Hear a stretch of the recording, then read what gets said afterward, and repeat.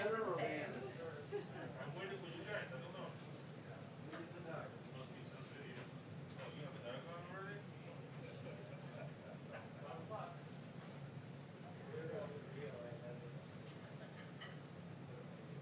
Yeah, please do. All right.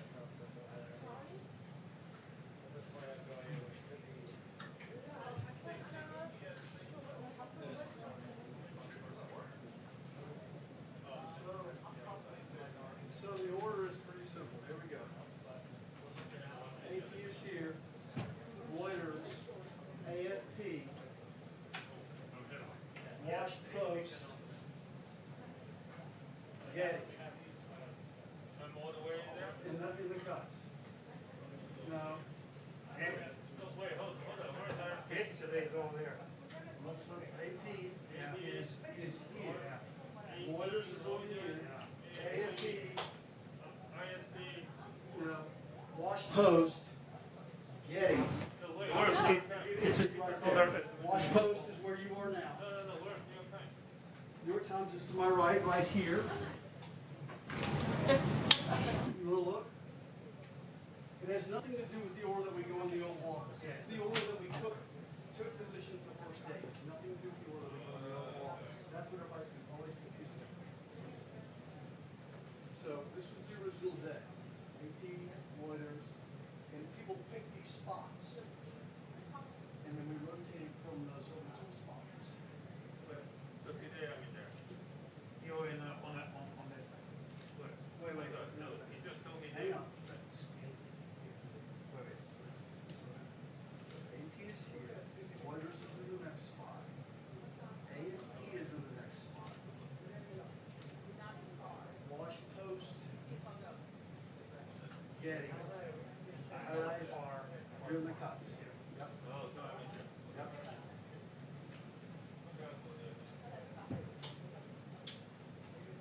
So try to remember what organization is to your left and your right. You come this way. But, can I take a picture of that? Of course you do. What?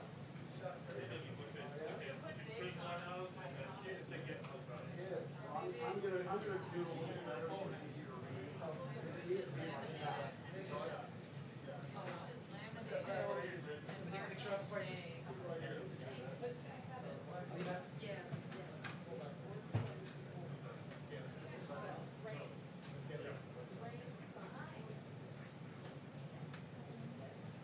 This is the first day.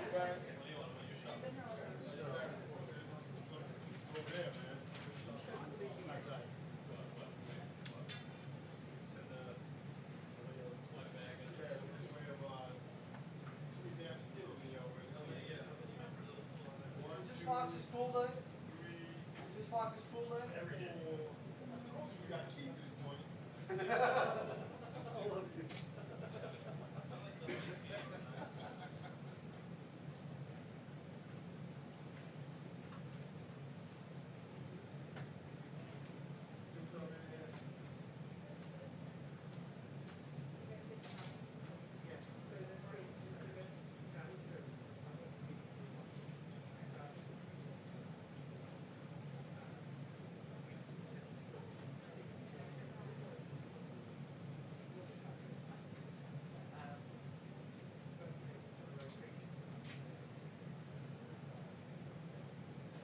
Alex, could you stand for a second?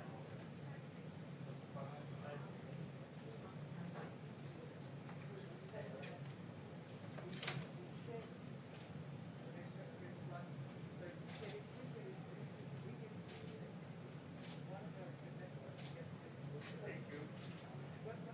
The wheels there. Wait, see the lights of the seven. Seven. Seven. Seven.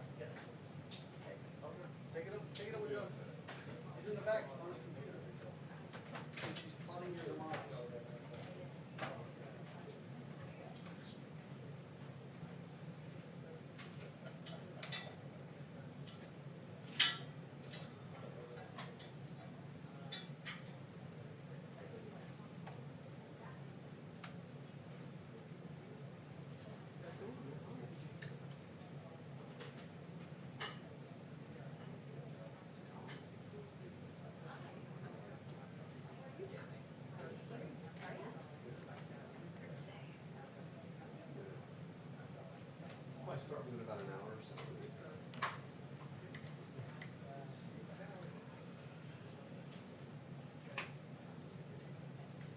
What do we average of what, 3 days? Insurance these days?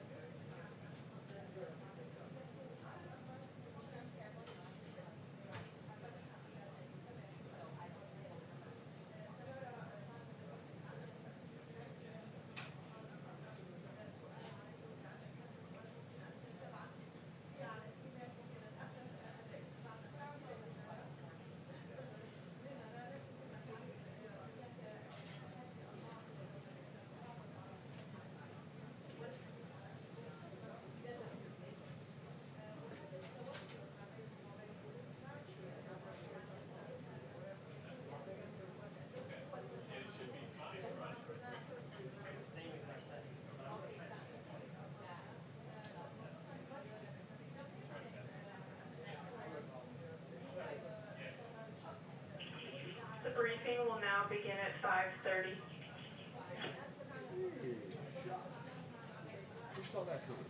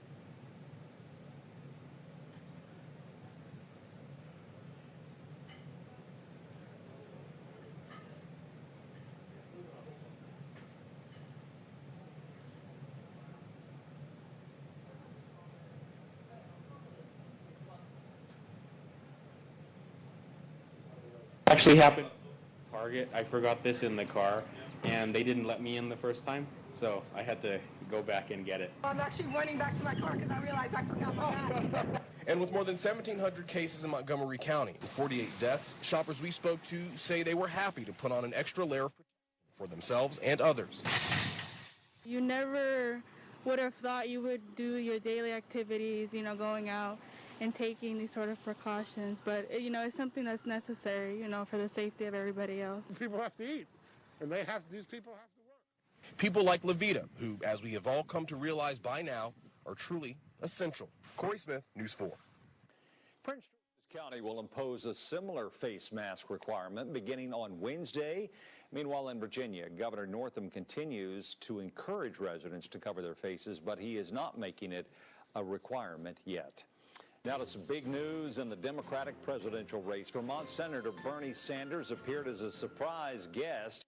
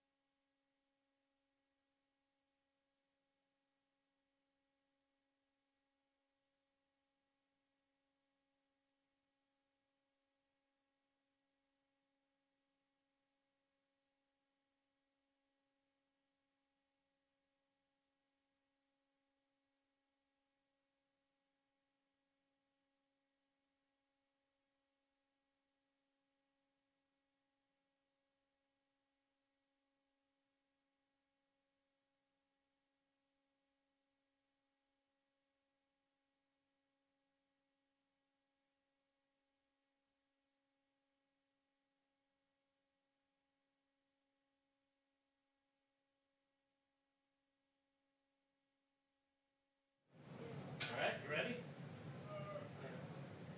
Jen, ready? Good. I'm all over it, buddy. Hang on. It's gonna be a while. My sister-in-law just sent us 3 masks. She made 3. Oh, yeah. She's really good with that kind of shit, like sewing and stuff like that. But she just sent us. Did you buy them? Where'd you You get see that? that, they're making it at, they're shopping. Montgomery County. Are you in Montgomery County? Yeah, a neighbor made this. Huh? A neighbor made this. They apparently came today, but no. We'll see. I'll wear that one. Feel better wearing that one than those other ones.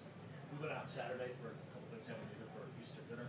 My wife and I went out Saturday with both 4 masks. It's just not comfortable, man. I feel like I'm breathing carbon dioxide. It's just like breathing my own breath. Yeah. You know, really that. That's the thing about this one, just loosen up. Isolates a little bit. Yeah. It's just, all you need is an area. Yeah. So it's just not like all over the place. That's all. Yeah. That's why I like this cloth, it's better. More than warm air. That one's It's annoying, man. That ABC one was like, It's horrible. horrible. It gave me a headache. It was horrible. I wore it. Wasn't getting enough oxygen. When I exhaled, it was coming up through the eye, but hitting me. It was like somebody blowing in your eye. It was like, no, I can't do it. I can't do it. And it's massive. And it's just, Yeah. Eesh. I mean, I'm sure it does exactly what it's supposed to do. But They really should like supply us a,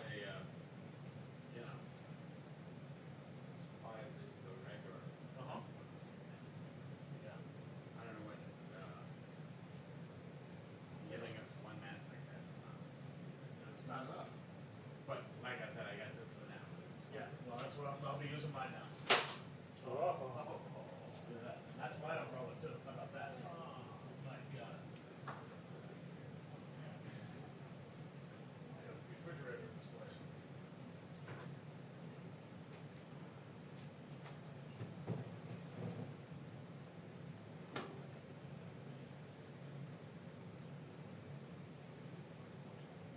Turn off the air conditioner.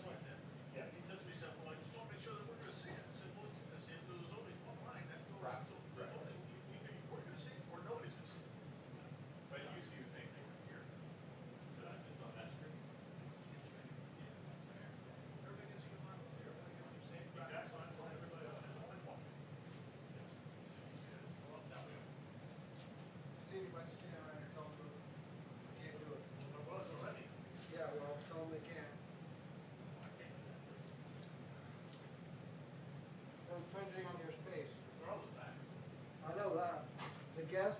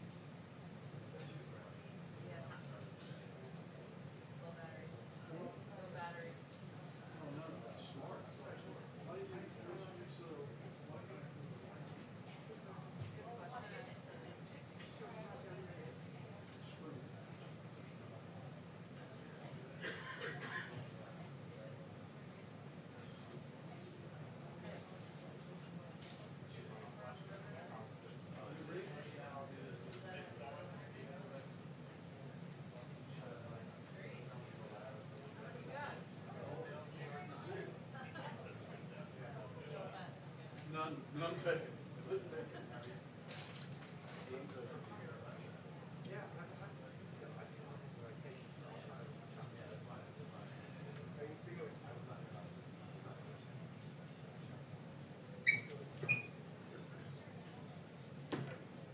they seem ready back there? I hope so. I also thought they were getting ready at Final Three, so. If they're not gathered right there, then never mind.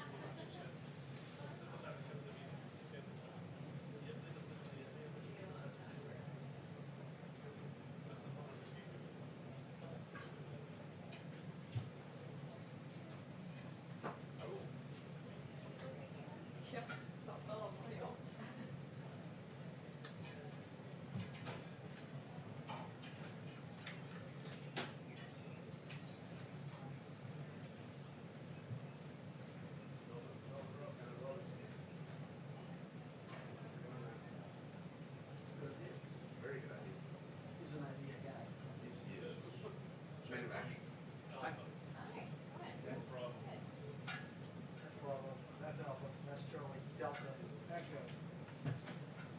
Foxtrot.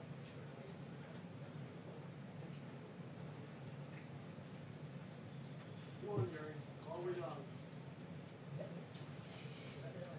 Yeah. It's just a show. Hi, how you doing?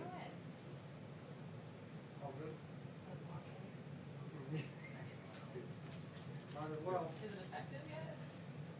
not so much.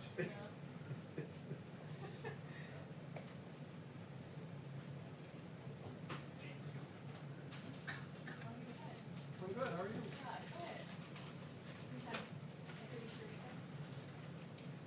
Weird, Yeah, right? yeah, it was a little strange. Quiet, but, Very strange. yeah. Were you able to leave your family? My wife, Oh, good. we zoomed everybody else. Yeah, it's fair. Okay. One in St. Louis, married, Huh. and my younger one was here, but she was in Philadelphia. The one that Even was further. married, did she just get married? September. Last year? Okay, yeah. Last year. But they're all Thank God we weren't planning it now. I could read about it. Yeah. I have one of my best friends is getting married in Sweden in June. And she said, oh, yeah, she lives in Sweden. She's never seen it. She's excited to carry on. Just have That's crazy. It's changed everything.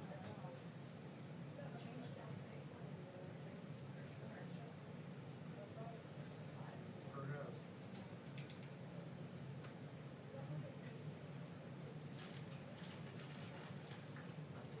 See how long it does.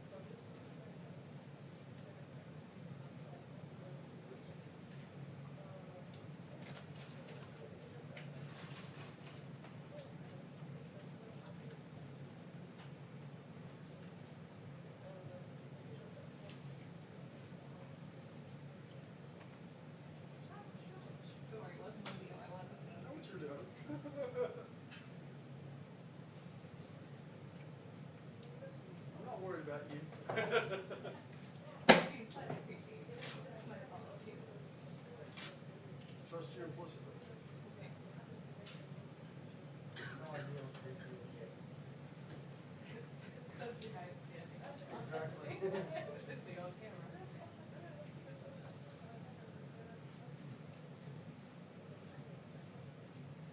Doug, be careful with that exit sign. Yeah, no, I saw Chip walk into it. Or was it Chip? Yeah. Head right into it. Jamin has to duck normally, regardless of stool. That's true.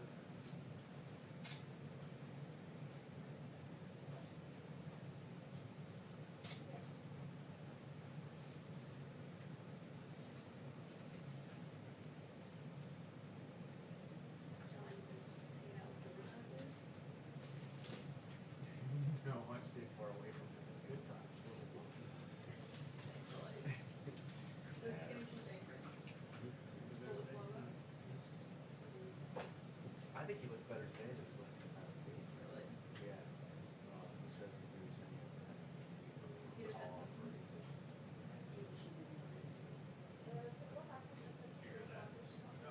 It's not surprising. She reemerged from her.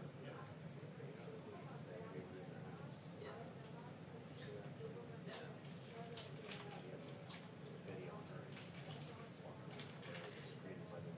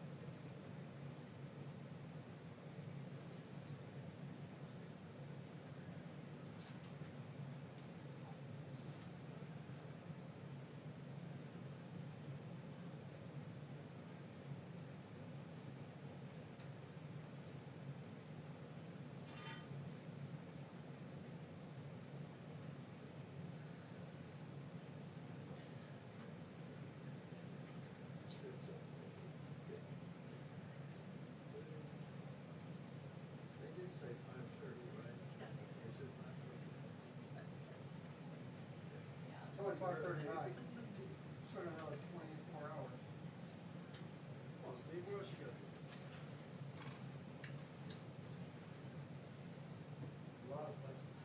We just didn't come in. Just didn't start. He just got here? Yeah. First day.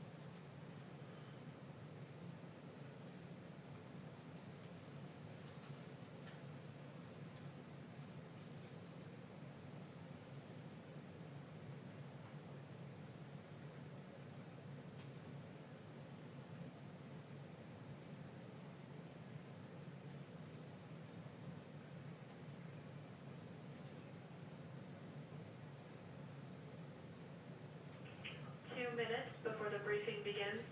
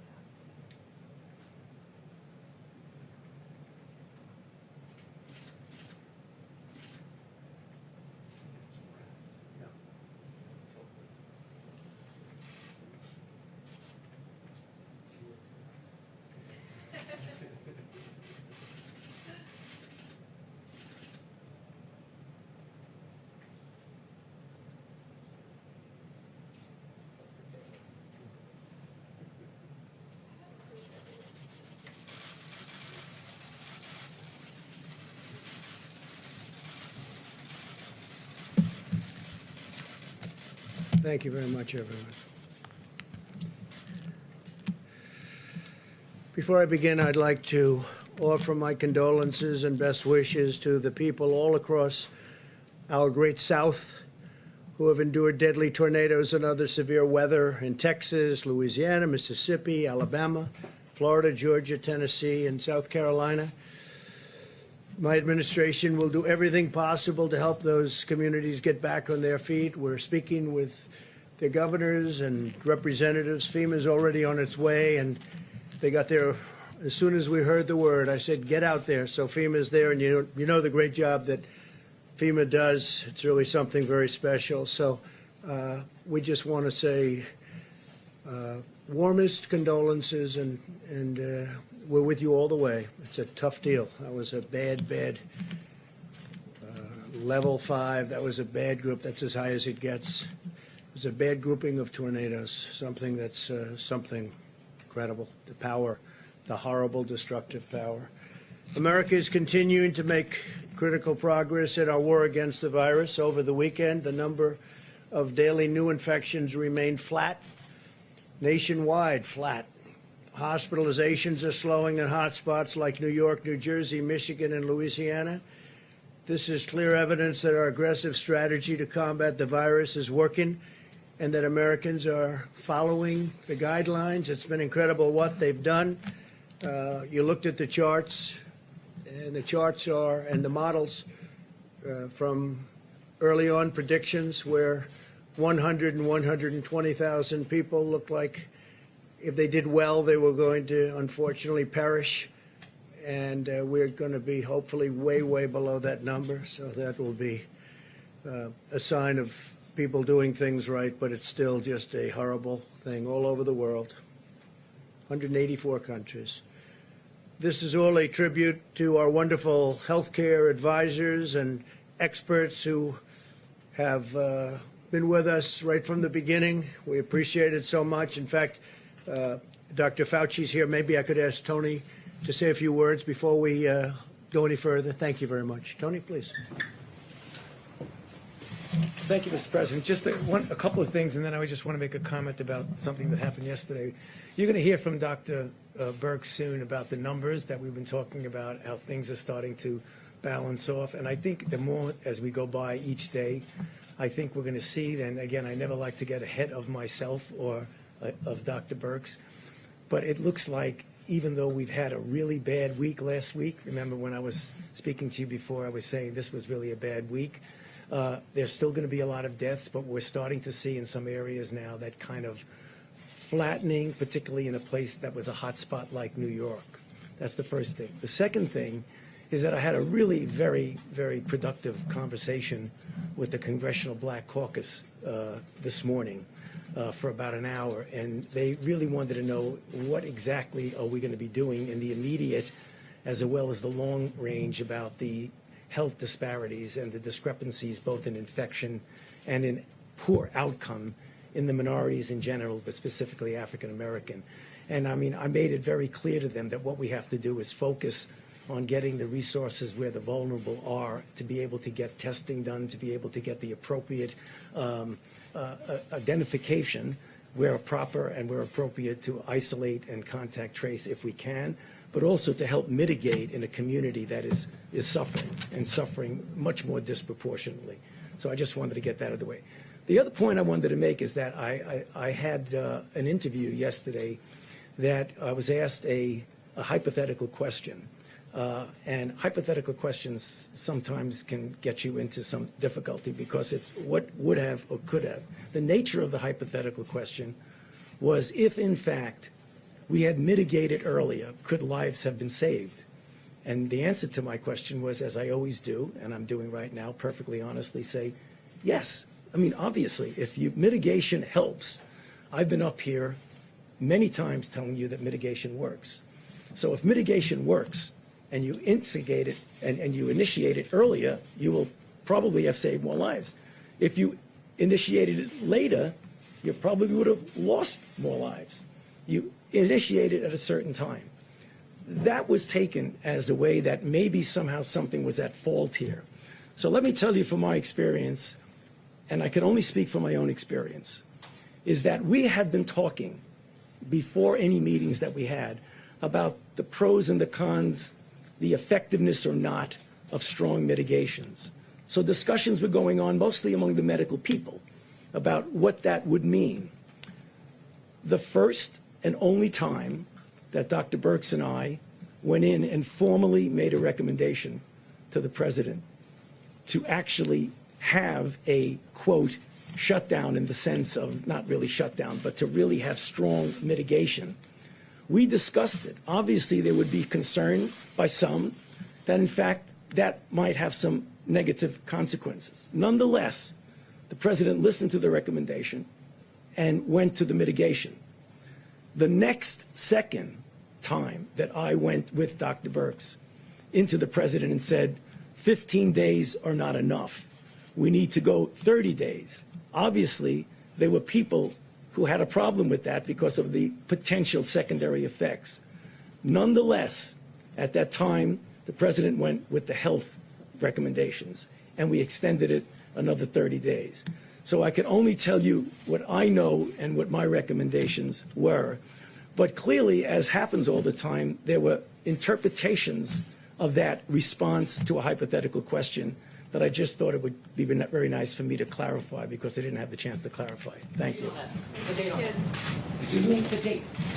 You know, to be honest with you, I don't even remember what the date was. But I can just tell you the first and only time that I went in and said we should do mitigation strongly, the response was, yes, we'll do it. And what did you do?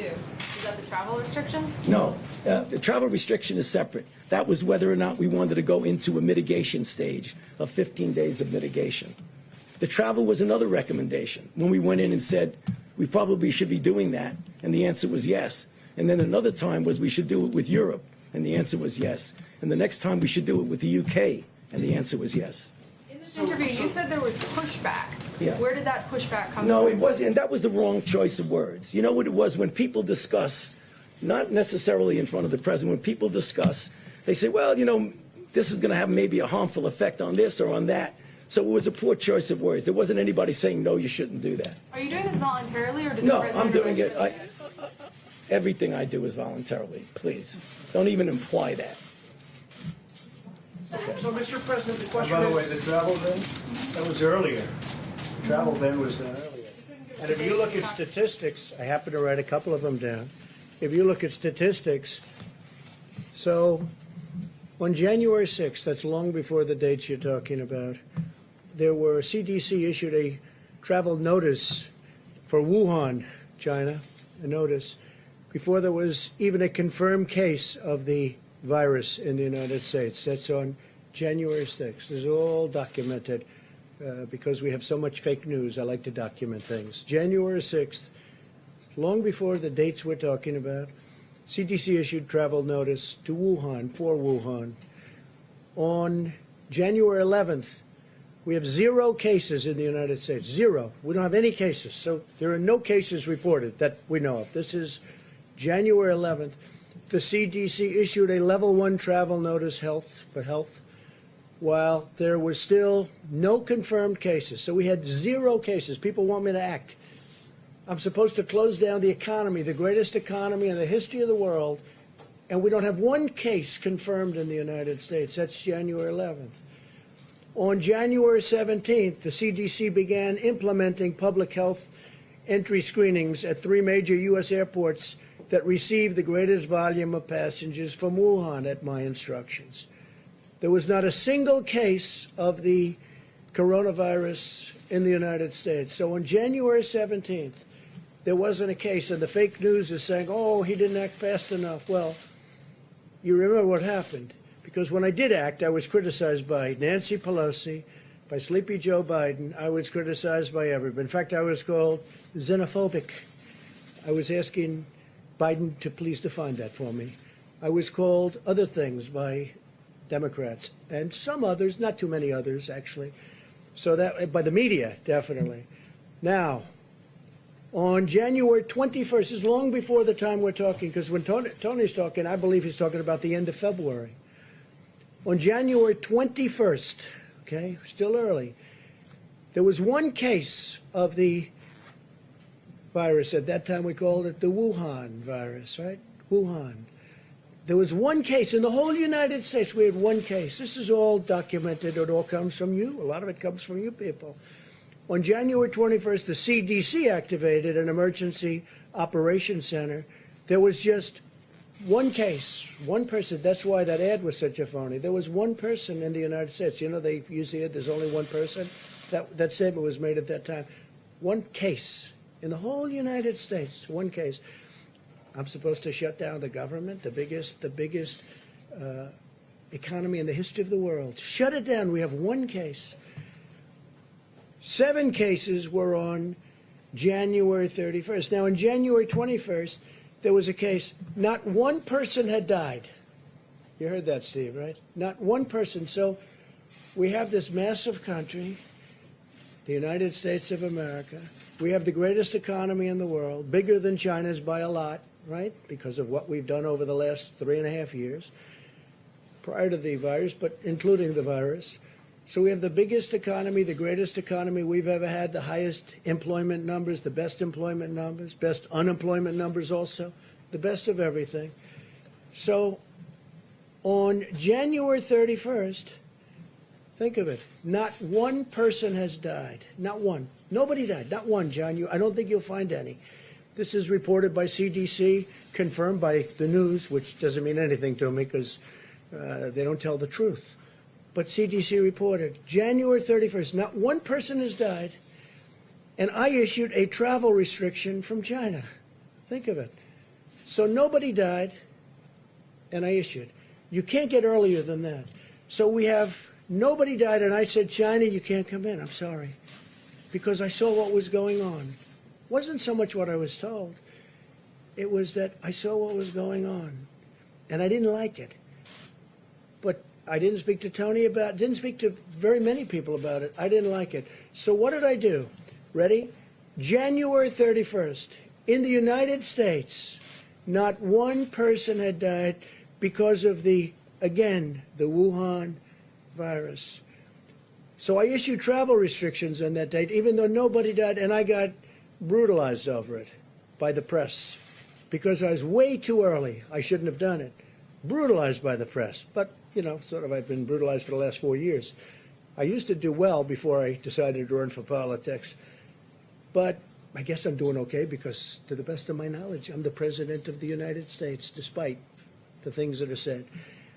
So then, first mandatory quarantine in more than 50 years we did. First mandatory in 50 years.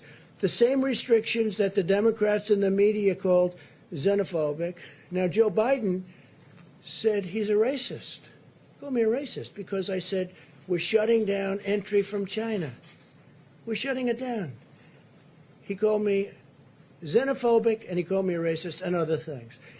Since then, on a Friday night 2 weeks ago, Joe Biden issued a statement. It wasn't him. He didn't write it. I'm sure he doesn't even know that it was issued. But the people from his campaign, who are smart, people that write these little PR releases are pretty smart, reasonably good. Not the best, but they're not bad. But they issued a statement saying that Joe Biden agrees that that President Trump was right to close it down to China. Now, he did that. Now, he issued it on a Friday night. We've all heard about that, John, Friday nights, right? In fact, his was later Friday night than I ever released mine on Friday nights, okay? So he did it pretty late. I mean, you know, like at 11 o'clock in the evening or something. You know, it's pretty late. Anyway, so Joe Biden issued, and it's one of those things. But in February, Nancy Pelosi said we should come to Chinatown. This is late February. Come to Chinatown. We think it's very safe. Come here. Let's all have the big parade, Chinatown parade, probably referring to San Francisco. And that's it. But I took this action early. And so the story in the New York Times was a total fake. It's a fake newspaper, and they write fake stories. And someday, hopefully in 5 years when I'm not here, those papers are all going out of business because nobody's going to want to read them. But now they like them because they write about me. Now, with that, I have a couple of we have a few clips that we're just going to put up. We could turn the lights a little bit lower. I think you'll find them interesting. And then we'll answer some questions. I'll ask you some questions because you're so guilty, but forget it. But most importantly, we're going to get back onto the reason we're here, which is the success we're having. Okay? Please, you could put it on. Thank you. People should be more concerned right now with the flu in this country. A lot of people are concerned about the coronavirus because they're hearing a lot of news about it right now. But the reality is, comparing it to the flu, for example, it's not even close to being at that stage. What if it is worse? Is this a moment where maybe countries put politics aside, a little bit of pride aside, and do we have U.S. officials? Should U.S. professionals such as yourself get involved? How worried should Americans be about coronavirus? Coronavirus is not going to cause a major issue in the United States.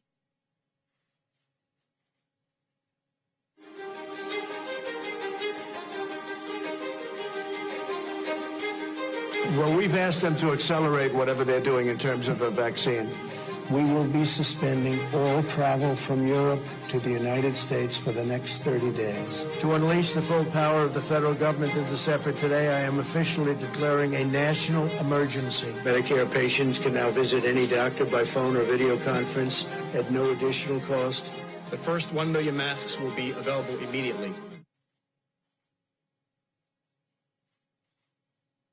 As there were more cases, and it was clear that it was spreading out of China, where it originated, the president took this move that he was widely criticized for by Democrats and even some Republicans at the time, which was he halted a number of flights from China into the U.S. The idea was to halt the spread of the disease, keep transmissions to a minimum. He was accused of xenophobia. He was accused of making a racist move.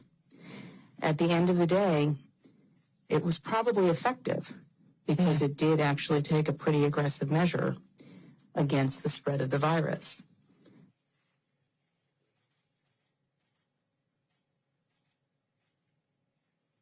His team is on it. They've been responsive late at night, early in the morning, and they've thus far been doing everything that they can do, and I want to say thank you, and I want to say that I appreciate it. He returns calls. He reaches out.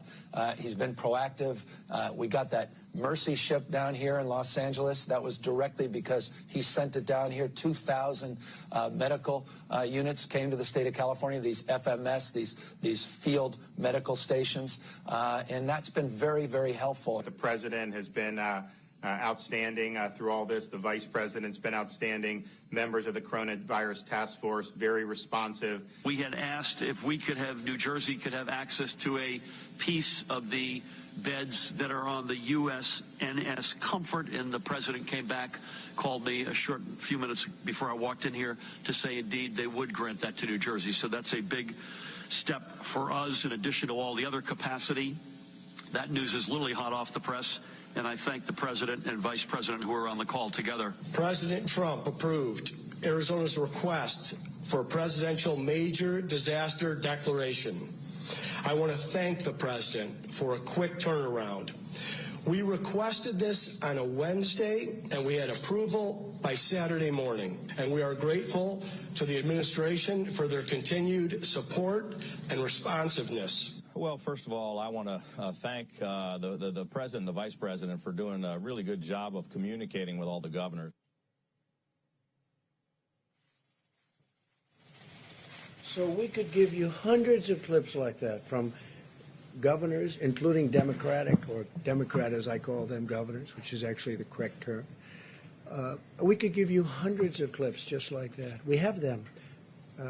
We didn't want this to go on too long, but I just want to say, it's it's very sad when people write false stories like, in that case, I guess it was gotten mostly from the New York Times, which is a highly, if you had libel laws, they would have been out of business even before they'll end up going out of business. So it's too bad. But we could have given, you saw the statements. We have hundreds of statements, including from Democrats and Democrat governors.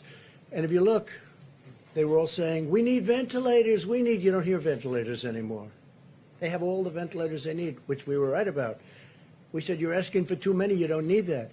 And in all fairness, these two people right here, Dr. Birx, Dr. Fauci, they said, I don't think they need that many ventilators. I said, I agree. at one point, and I'm not knocking New York for this, but they were asking, you remember, 40,000 ventilators. And that's more than they have all over the country. And we got them a lot of ventilators, and nobody's complained.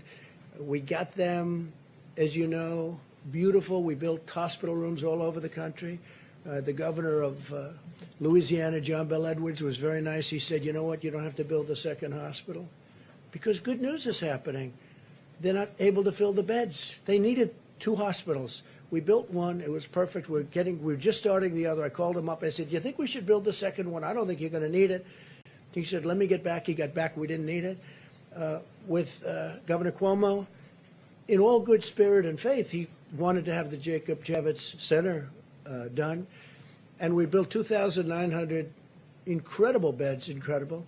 Then we made it COVID, or to be exactly accurate, COVID-19, and which was a lot of work. We had to change the ductwork. We had to seal up certain areas. We had to put areas of rooftop things over the beds. We did a lot of work, and we had it, but they never really had too much use for it.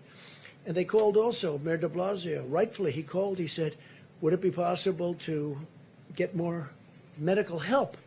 So now not only are we building facilities, they're asking us for help because they're unable to man it. And we got him the help. We got Mayor de Blasio a lot of help. Then when the Javits Center wasn't used much, and then, as you know, the Mercy, we took the Mercy and we took the Comfort, and we made them both Los Angeles and New York. We made them COVID adaptable, which was not easy to do. And we didn't get almost any people sent there.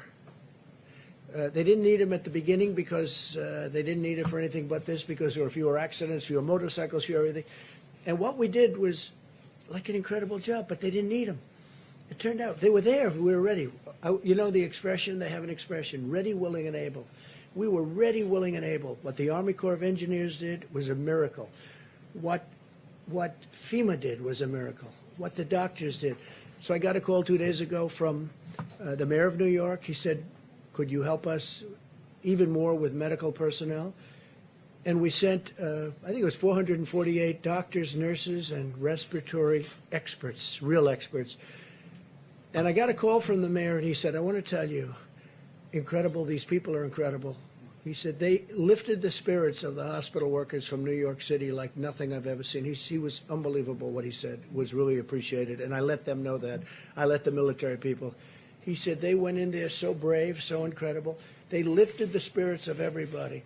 We did all of this work, but when you read the phony stories, nobody acknowledges this. And it doesn't have to be acknowledged from my standpoint, but it does have to be acknowledged from the great work that these doctors, nurses, the Army Corps of Engineers, FEMA, all these people, they've done this incredible job. And they shouldn't be abused, because you take a look at what's happened. Nobody's asking for ventilators, except outside of our country. Outside of our country, they're calling me, every country, they're calling me, so many countries, and I'm going to try and help them because we have thousands of ventilators being built. But nobody's asking for ventilators. Nobody's asking for beds because we built hospitals. I think we built 20,000 beds in a period of a couple of weeks. The job they've done is incredible. With all of that being said, I'm getting along very well with the governors. And if I wouldn't, Mike Pence had a call today with the governors, and it was like a 10. I said, how was it? He said, it's a 10. He used one of my expressions, actually. But he said it was like a 10. And I'm sure you people were probably on the call, although you weren't supposed to be. But you were sitting in somebody's office listening to it, because every time we have these, and you would know that for weeks those calls have been very good. But there wasn't a raised voice. There wasn't even a statement of, like, we think you should do this or that. I heard it was like just a perfect phone call. It might not be reported that way. They'll say, I thought that somebody maybe slightly raised, didn't even raise a voice. My only point of saying this, because I want to get back to why we're here. The press has not treated these incredible people who've done such a great job. They haven't treated them fairly. They're way off. We were way ahead of schedule. And remember this, because the Times story was a fake, but remember this, everything we did, I was criticized because I was too early. If I waited longer, it would have been you would have been criticized. If I went way early, if I went 3 months earlier, I would have been criticized for being way too early. So with all of that being said, we understand it. I think I've educated a lot of people as to the press. And I would love to be able to say that we have a very honest press. Honestly, John, there'd be nothing I would be more proud of if the press would work. And I don't mind being criticized, but not when they're wrong. Not when people have done a great job. Yes? Can I ask you about the video? 'Cause I've never seen a video like that played in this room. It looks a bit like a campaign ad. Who produced that video for you? That was done by a group in the office, and it was done we just put some clips together. I could give you, I'll bet you I have over 100 more clips, even better than them. They were just pieced together over the last 2 hours. That was just, we have far better than that. That's nothing compared to some of them. This was produced here in the White House. Yeah, by, this was done by Dan and a group of people, and they just put it together in a period of probably less than 2 hours. Why did you feel a need to do that? Because we're getting fake news, and I like to have it corrected. They're saying what a great job we're doing, and the media, these are the governors of California, governor of New Jersey, governor of New York. Look, in New York, we worked very close with Andrew. In New York, ventilators were going to be a problem. They didn't have a problem. We got them tremendous numbers of thousands, but we got them tremendous number of ventilators. You don't hear ventilators are a problem. Beds were going to be a problem. I mean, I'm happy about it. The Javits Center, which is incredible, is almost empty because they don't need them. That's good news, not bad news. I'm not saying, gee, I wish more people were there. I don't want more people there. We brought in the boat. We brought in the Comfort. And the Comfort was originally not supposed to be for this at all. The coronavirus, we're not supposed to be for that at all. They called, they said, could we have it? That was a number of weeks ago. We said, we don't think you need it, but if you need it, we'll do it. Then they said, could you get the medical personnel to run the Javits Center? Could you get the medical personnel to run the ship? We said, if it's necessary, we will, and we did. There were military personnel. That's the ones that Mayor de Blasio was so great to in terms of his statements. I mean, I really appreciated his statements. He was so impressed with them, and I am too. The level of genius and bravery, they're great people, the military people. And we pieced that together. I would say it took less than 2 hours. It was done in-house. Steve? So this was produced by government employees, by people here at the White House, this campaign-style video I wouldn't use the here. word produced. All they did was took some clips, and they just ran them for you. And the reason they did is to keep you honest. Now, I don't think that's going to work. It's not going to have any impact. But just think of it. You heard the clips. You heard what I said. They said, I acted late on closing down the country. Some people wish we never closed it down. Now, if we didn't, we would have lost hundreds of thousands of people. You know, interestingly, so I'm against it. We did the right thing. Everything we did was right. If we would have closed down... mistakes along the way here? You think everything you did was right? Well, look, governors should have had ventilators. They chose not to have them. We were able to get them ventilators. You haven't heard, other than, there was a lot of panic, a lot of screaming. We want ventilators. They got the ventilators. You don't have that anymore. And the surge is supposed to be coming now. And if they do need ventilators, John, we've got almost 10,000 that are ready to rock. We have people standing with those ventilators right now. If you needed 2,000 in New York, which you don't, but if you did, we can have them here in less than 24 hours. We're ready to rock. This was a great military and beyond that operation. Let's get back to the regular. Well, shouldn't we get back to the regular? We could talk about this, but all I'm doing is this. I could have given you, like those are 4 or 5 clips that we just played for you. I could have given you hundreds of people. I mean, Gavin was on television 2 days ago with one of your competitors singing praise. He says, look, the question was asked in a negative way. He said, look, I know what you want me to say, but he's been really good. It's hard for me to say that. In fact, it's impossible for me to say it. Gavin Newsom, the governor of California. I have many clips from I have some clips from Anthony that I didn't want to put up, which were really good. I think Anthony would be the first one to say, when I closed the country to China, when I closed the China ban, whatever you want to call it, Anthony said I saved a lot of lives by doing that. I mean, am I correct? I don't want to put words in Anthony's mouth, by the way, and I like him. Today I walk in, I hear I'm going to fire him. I'm not firing him. I think he's a wonderful guy. Tweet something that said fire Fauci. Why did you fire Fauci? I retweeted somebody. I don't know. They said fire. Doesn't matter. Did you notice that when you retweeted it? Yeah, I noticed everything. So you retweeted it even though it said time to fire No, Fauci. no, that's somebody's opinion. All that is an opinion. And you elevated No, it. I was called about that. I said, I'm not firing. In fact, if you ask your friends in the office, in the public relations office, I was immediately called upon that. And I said, no, I like him. I think he's terrific because this was a person's view. Not everybody's happy with Anthony. Not everybody's happy with everybody. But I will tell you, we have done a job the likes of which nobody's ever done. The mobilization, getting of equipment, all of the things we've done. Nobody's ever done a job like this. We have 50 governors and territories, by the way. People don't ever mention that. We have territories. We have 50 governors and territories, and many of those governors are Democrats, and they can't find anything to complain about. And honestly, many of them didn't do their jobs. I'll let you know someday. Let's see what happens. But I may let you know who's not doing their job. I can tell you the ones that are good, both Republican and Democrat, and the ones who don't know what they're doing. But we help some of the ones that don't know what they're doing. They should have had their own stockpiles. And now, if they want, we can build them stockpiles of ventilators. The hardest thing is a ventilator because it's expensive. It takes a while to get. We got them, and nobody believed we did. Now, many of the governors were asking for far too many. And we said they were asking for far too many. We talked, and we said, you said very strongly that they just don't need that many. You said they don't need that many beds, Deborah. So that's it. Steve, go ahead. Dr. Fauci are on the same page. Yeah, we have been from the beginning. I don't know what it is exactly, but if I put somebody's opinion up, I don't mind controversy. I think controversy is a good thing, not a bad thing. But I want it to be honest controversy. Now, when I got a call not very quickly, and nobody, saw that as being any big deal.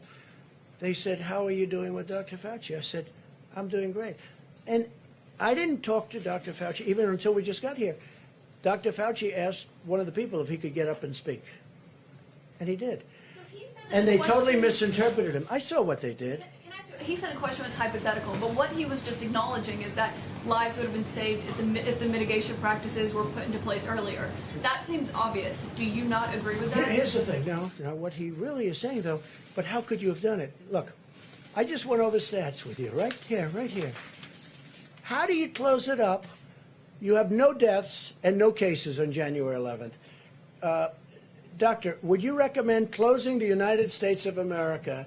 Oh, this must be terrible. How many cases do we have? None. How many deaths do we have? None. January 17th, go back another week. On January 17th, this is 10 days before I did a little bit less than 10 days, before I did the ban. I did a ban on China. You think that was easy? I then did a ban on Europe. And a lot of people said that was an incredible thing to do because you look at Spain, and by the way, we're doing very well because when you look at all of those flat graphs and you add it all up, the United States is very low, and per capita we're very low. We're doing very well. But how do you close up the United States of America? So on January 6th, no deaths. On January 11th, no deaths. And no cases.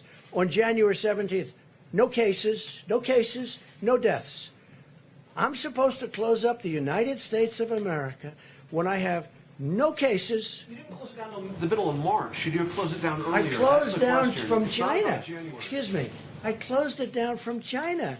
And by the way, some people think I should have waited longer and maybe ridden it out. I disagree with them, okay? But it was thought of. I mean, that was an alternative. There are a lot of people that would have said, let's write it out. Now, I'll give you the good news. If I would have done that, it would have been, I think, catastrophic. Because their numbers are, Anthony, 1.6 to 2.2 million people would have died if we tried to do that. And I did this last time. Cut it in half. Don't say 2.2 million. Cut it in more than half. Say 1 million people died. Well, that's much more than the Civil War. Cut it in half. Take the million and cut it in half. That's 500,000 people would have died. Now, that number we would have reached, okay? That would have been easy to reach if we did nothing. So we did the right thing, and our timing was very good. But here's the one thing, and you have to say this. When you ask me, why didn't you do this? How come when I did the ban on China and instituted some very tough things, how come Nancy Pelosi a month later is in Chinatown saying, let's all march, this is not going to happen? How come we have many of the experts from CNN, and many other networks, if you call CNN a network, I don't personally, but we have CNN, we have many other places, and they're all saying, he doesn't need to do it. He doesn't need to do it. All I'm saying is this: how do you close down the greatest economy in the history of the world when on January 17th you have no cases and no death? When on January 21st you have one case and no death. One case. Think of that. Now, we're supposed to close down the country, but here's what happened. When on January 31st I instituted the ban, Joe Biden went crazy. He said, you don't need the ban. He didn't go crazy. Like, he didn't even know what the hell the ban was. But so he didn't go crazy. But he did say, he did call me xenophobic. Wait a minute. He called me xenophobic. He called me a racist because he has since apologized and he said I did the right thing. So when you say, why didn't you this? Every Democrat thought I made a mistake when I did it. I saved tens of thousands, maybe hundreds of thousands of lives by putting it. That you bought, the argument is that you bought yourself some time. You didn't use it to prepare hospitals. You didn't use it to ramp up testing. Right now, you're so disgraceful. It's so disgraceful the way you said it. Let me just listen. I just went over it. I just went over it. In an unprecedented crisis. Nobody thought we should do it, and when I did it. But what did you do with the time that you bought? You know the we month did. of February. That we did. Was a gap. What do you do? Month of February. What do you do when you have no case in the whole United States? When you excuse me, you reported it. 0 cases, 0 deaths on January 17th. January, February, the entire January. month of I said in January. Your video January. has a complete gap. On January 30th. What did your administration do in February with the time that your travel ban bought A you? lot. What? A lot. And in fact, we'll give you a list. What we did, in fact, part of it was up there. We did a lot. Look. You know you're a fake. You know that. Your whole network, the way you cover it, is fake. And most of you, and not all of you, but the people are wise to you. That's why you have a lower approval rating than you've ever had before, times probably 3. And when you ask me that question, let me ask you this: why did Biden apologize? Why did he write a letter of apology? No, that's very important. Why did the Democrats think that I acted too quickly? You know why? Because they really thought that I acted too quickly. We have done a great job. Now, I could have kept it open, and I could have done what some countries are doing. They're getting beat up pretty badly. I could have kept it open. I thought of keeping it open because nobody's ever heard of closing down a country, let alone the United States of America. But if I would have done that, we would have had hundreds of thousands of people that would right now be dead. We've done this right, and we really have done this right. The problem is the press doesn't cover it the way it should be. Go ahead. One more question, Steve. Go ahead. There's a debate over what authority you have to order the country reopened. What authority do you have? Well, I have the ultimate authority, but we're going to get into that in a minute. We're going to just finish this up. We're going to tell you about other things that we've done right. But I will say this. Had we said, let's just keep going and let's not do a closing, whether it's 2.2 that they at one point predicted as an outside or 1.6 at a lower number, you cut it all the way down to 6 or 7 or 800,000, take just a fraction of the number that could have happened, it literally would have been more than the Civil War. It would have been a disaster. So the minimum number was 100,000, and I feel pretty good that we're going to be substantially below, Anthony, the 100,000, and I hope we will. All right, so today, the Department of Health and Human Services is announcing 5 new contracts to procure large numbers of additional ventilators under the Defense Production Act, which we used a lot, by the way, which you didn't like to talk about. In addition to the 1,300 we received today. We received today 1,300 additional ventilators. Now, we're probably not going to need them, but we can add that to our stockpile, which is very big, and we can move it around should the surge take place and should it be a very substantial surge. We're ready to rock. The contracts are with General Electric, Hillrom, Medtronic, ResMed, and Vyaire, combined with the DPA contracts that we announced last week with General Motors and Philips, and 2 other contracts with Hamilton and Zoll. We're adding 6,190 ventilators to the strategic national stockpile, of which we have a lot already, thousands, close to 10,000.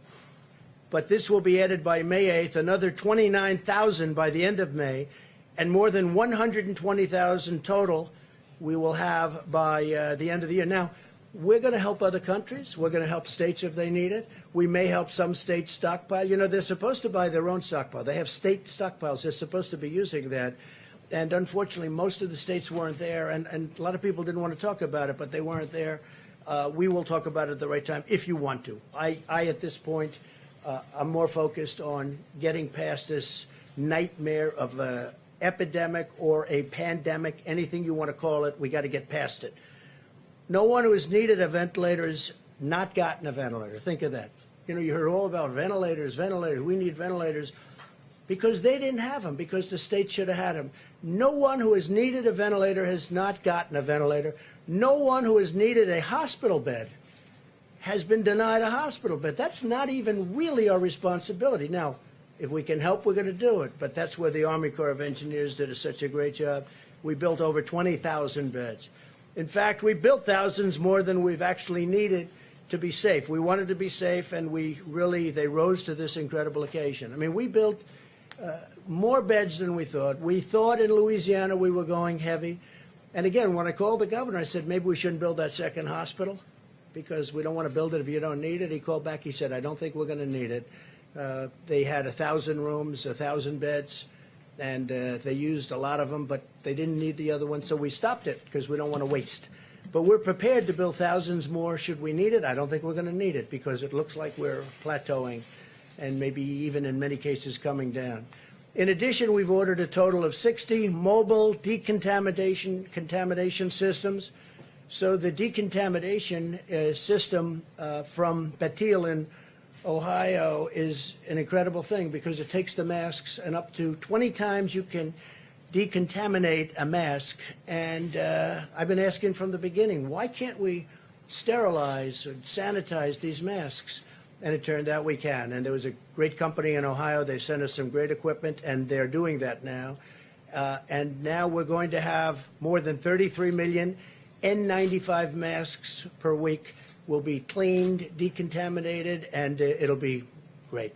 It's something that, frankly, I think people should have thought of a long time ago. 5 more flights landed today as part of the Project Airbridge, our massive airlift operation to bring personal protective equipment into the United States, which has now delivered nearly 500,000 N95 masks, 370 million gloves, 25 million surgical masks, and 4.9 million gowns. So we have millions of gowns, gloves, masks, all surgical equipment coming in should the states need it.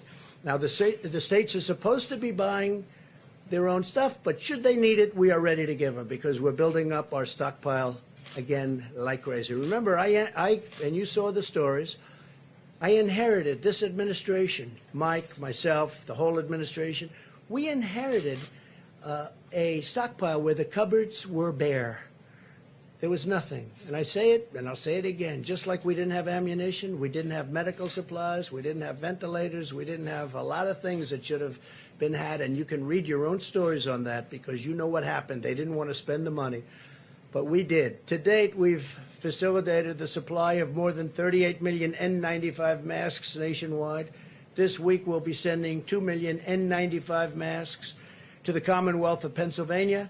The Vice President will go into more detail. He's got great detail on that, and I think it's a pretty amazing story. We have a lot of masks already in stock, and we have more coming.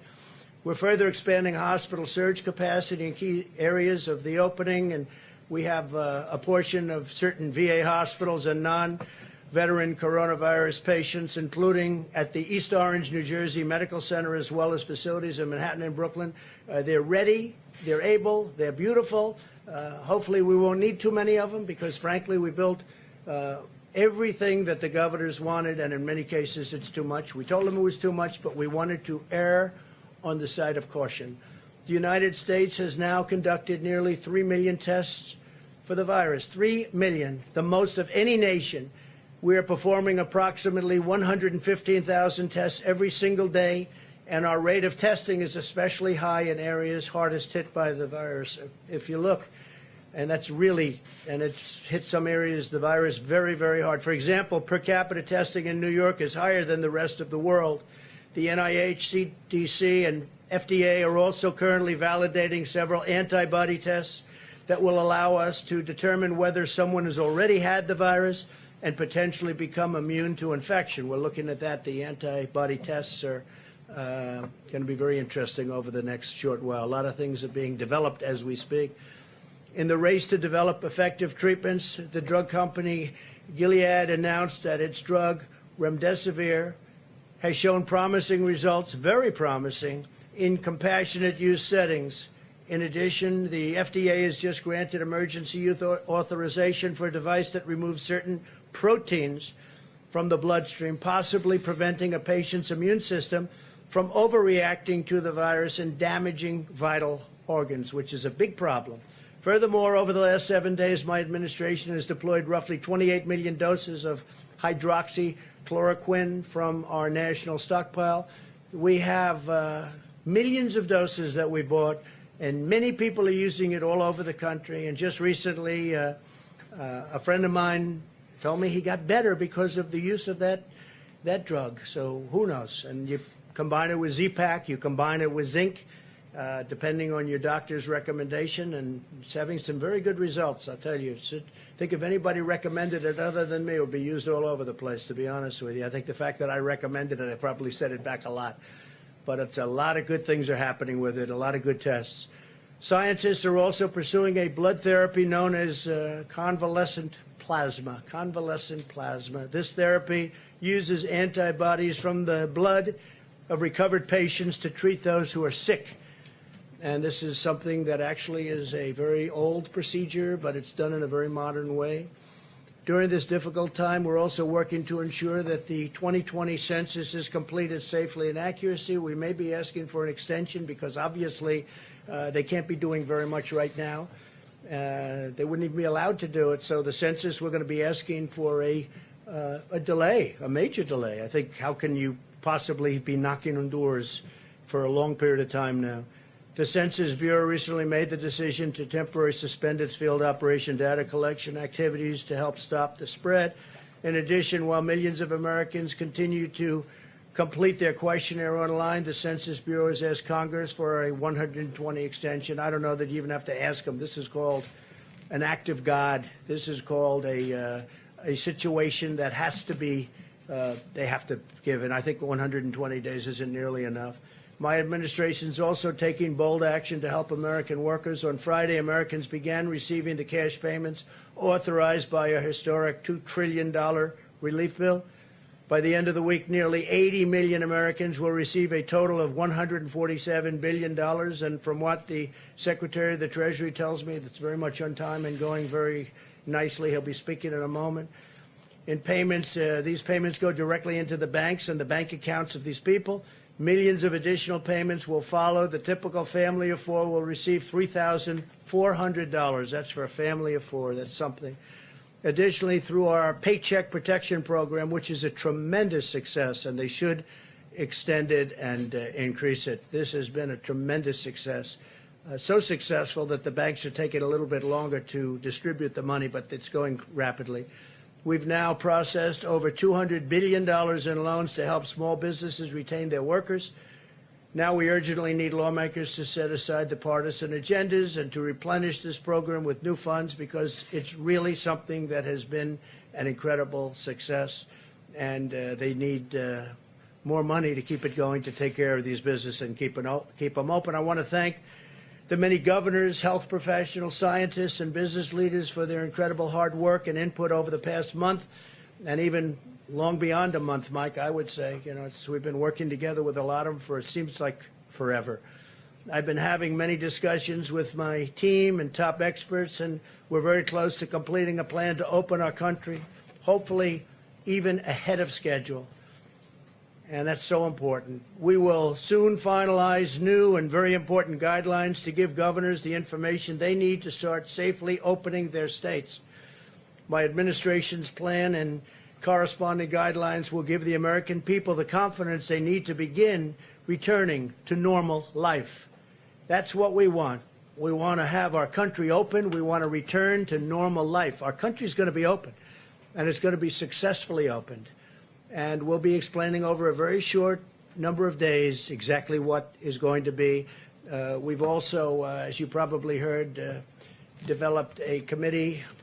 We're actually calling it a number of committees with the most prominent people in the country, the most successful people in the various fields, and we'll be announcing them tomorrow. This weekend, the United States also helped facilitate an unprecedented agreement among the 23 nations of OPEC Plus. That's OPEC Plus additional energy-producing nations, representing many of the world's largest oil-producing countries to stabilize oil markets. And we have, in fact, and I think you've seen a big stabilization over the last couple of days. Together, countries around the world will cut oil production by approximately 20 million barrels. People are saying 10 million, but we think that the number that they'll actually hit is going to be closer to 20 million barrels a day, and that will help a lot with saving jobs all over Texas and Oklahoma and North Dakota and many of other of our big energy states. This historic action will help nearly 11 million American workers who are supported by the U.S. oil and gas industry. It's a very monumental agreement. I want to thank Saudi Arabia and the King of Saudi Arabia, Crown Prince of Saudi Arabia, both. I want to thank President Putin of Russia, and I want to thank a very good friend of mine, man who's become a friend of mine. The President of Mexico showed great flexibility, President Lopez Obrador.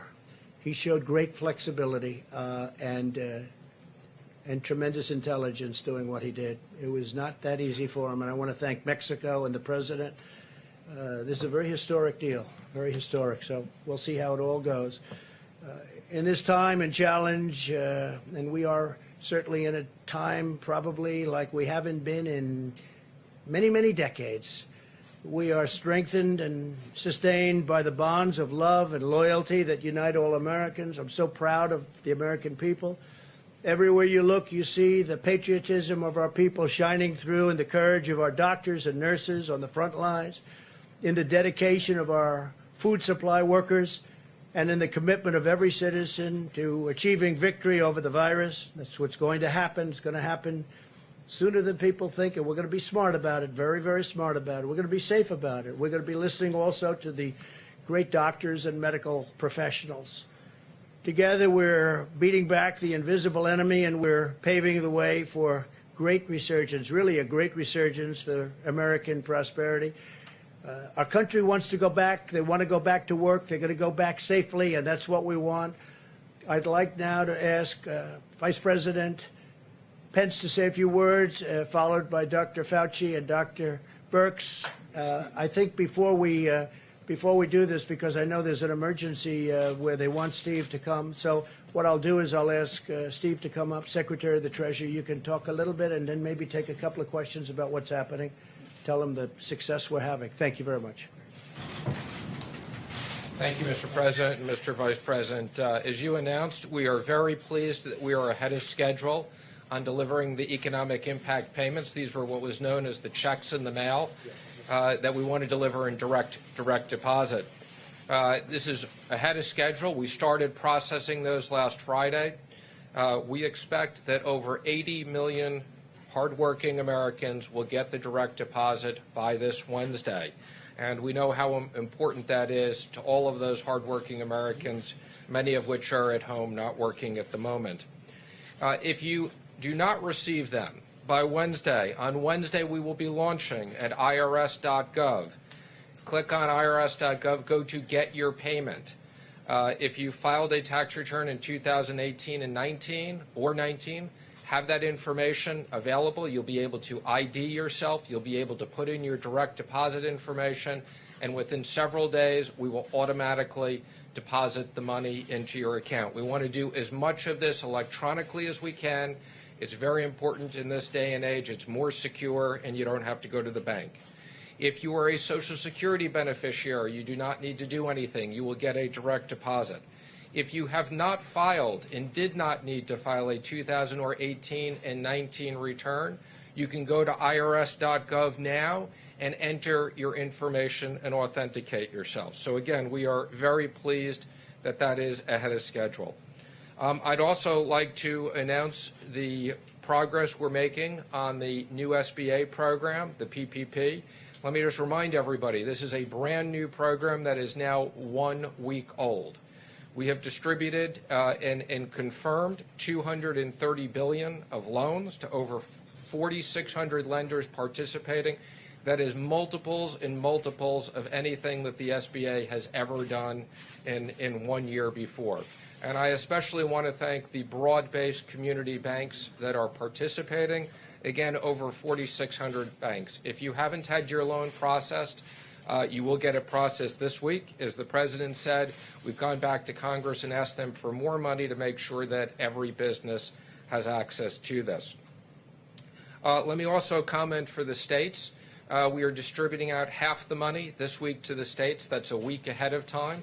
And we'll deliver the other half of the money to the states next week.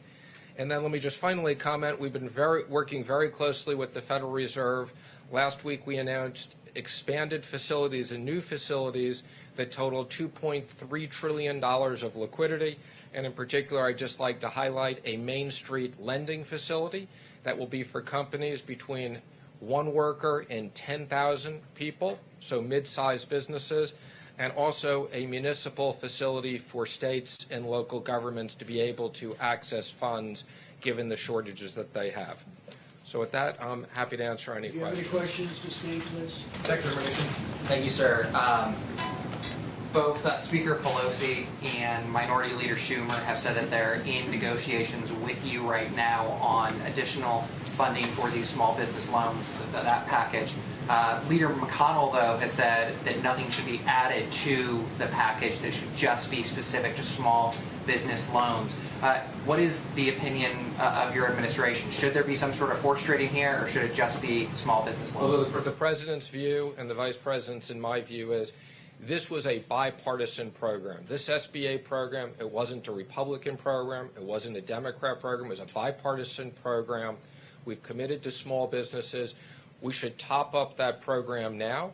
I know the Democrats want to talk about more money for hospitals and states. Right now, we're just sending the money out to the hospitals and states. They haven't come close to using that money. And I know the President and Vice President have said, once we get the SBA done, we can go into another funding bill. The President's talked about potentially adding infrastructure and other things. We think there is a likelihood we will need more money, and we will sit down and try to get a bipartisan bill. But this is important we deliver on small businesses. 50% of the people work for small businesses. Thank you, sir. What's the emergency that the President said you had to go for? The President said you had an emergency Negotiation. over this bill? Yeah, well, because we don't want to run out of money. We've used about $220 billion of the $350 billion. We don't want to run out of that money. We don't want to create panics that people won't get it. So that's why we want to top that up, and we've asked for another $250 billion for that program. And again, let me just remind you, every dollar we spend in this program, we save $1 of unemployment insurance. So even though we're asking for $250 billion, it really won't cost that much.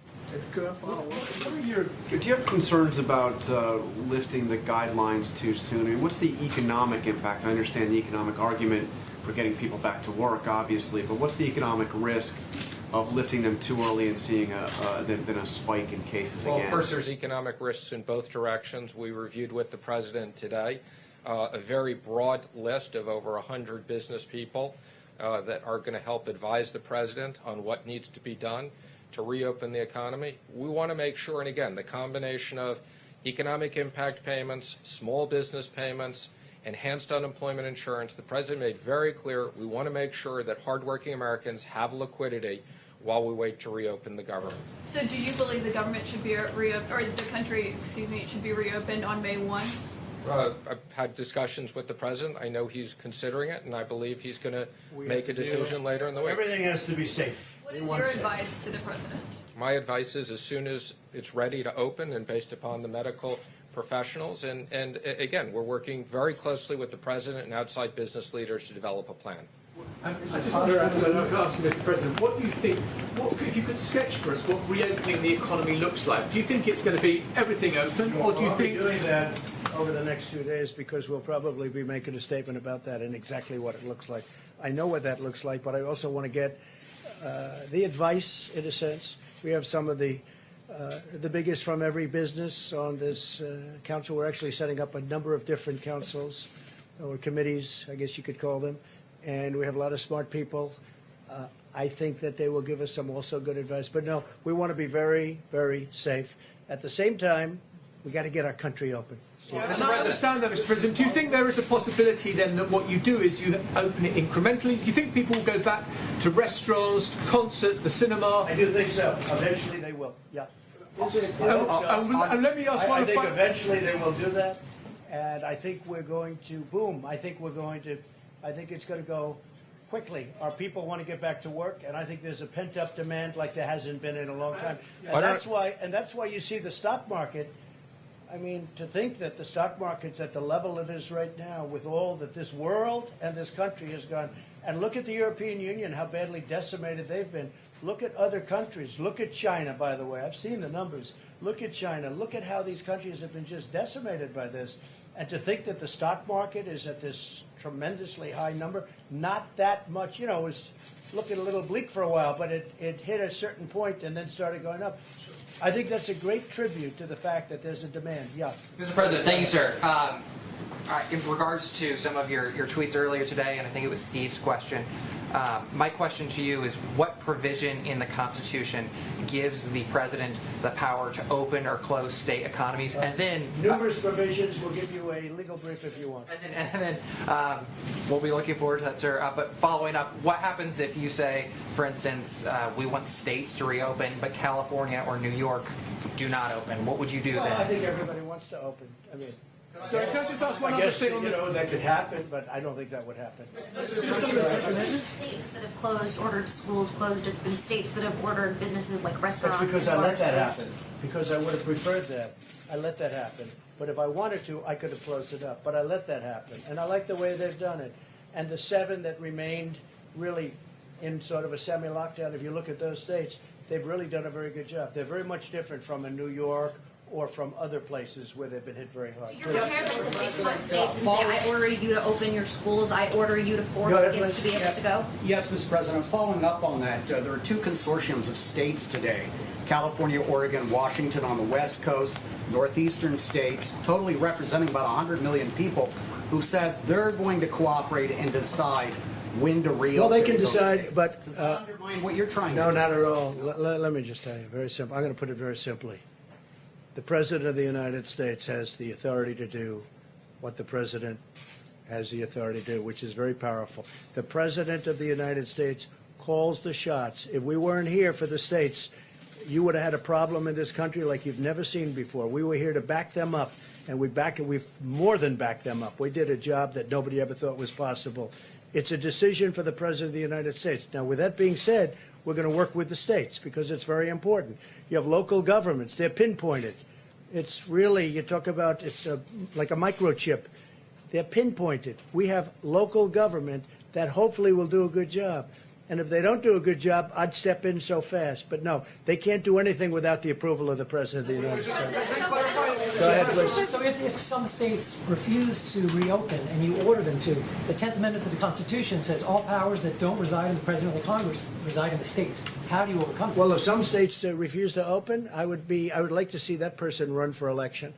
They're going to open. They're going to all open. The ballot box. I think that's something that's not going to happen. They want to open. They have to open. They have to get open. Every one of those states, the people want to go and they want to. Now, some are in a different situation. You have, I won't name states now, but I will over the next 2 or 3 days. I'm going to be very specific. But you have some states where this is not the kind of a problem that it is in New York or Louisiana or Michigan or other places that got hit very hard. Illinois got hit very hard. But all states want to open, and they want to open as soon as possible, but they want to open safely, and so do I. Yeah, please. Thank you, Mr. President. Today, the French President, Emmanuel Macron, said that he will keep the shutdown in France till the middle of May. Does that mean that the U.S. will keep the ban on flights France got hit very Europe? hard. France got hit very hard, and again, he has to do what he has to do. He's a friend of mine. But France, Spain has just been decimated. You look at what's happened in Italy, it's a very well-known fact, what happened in Italy. No, they were hit very hard. Question for Secretary Mnuchin.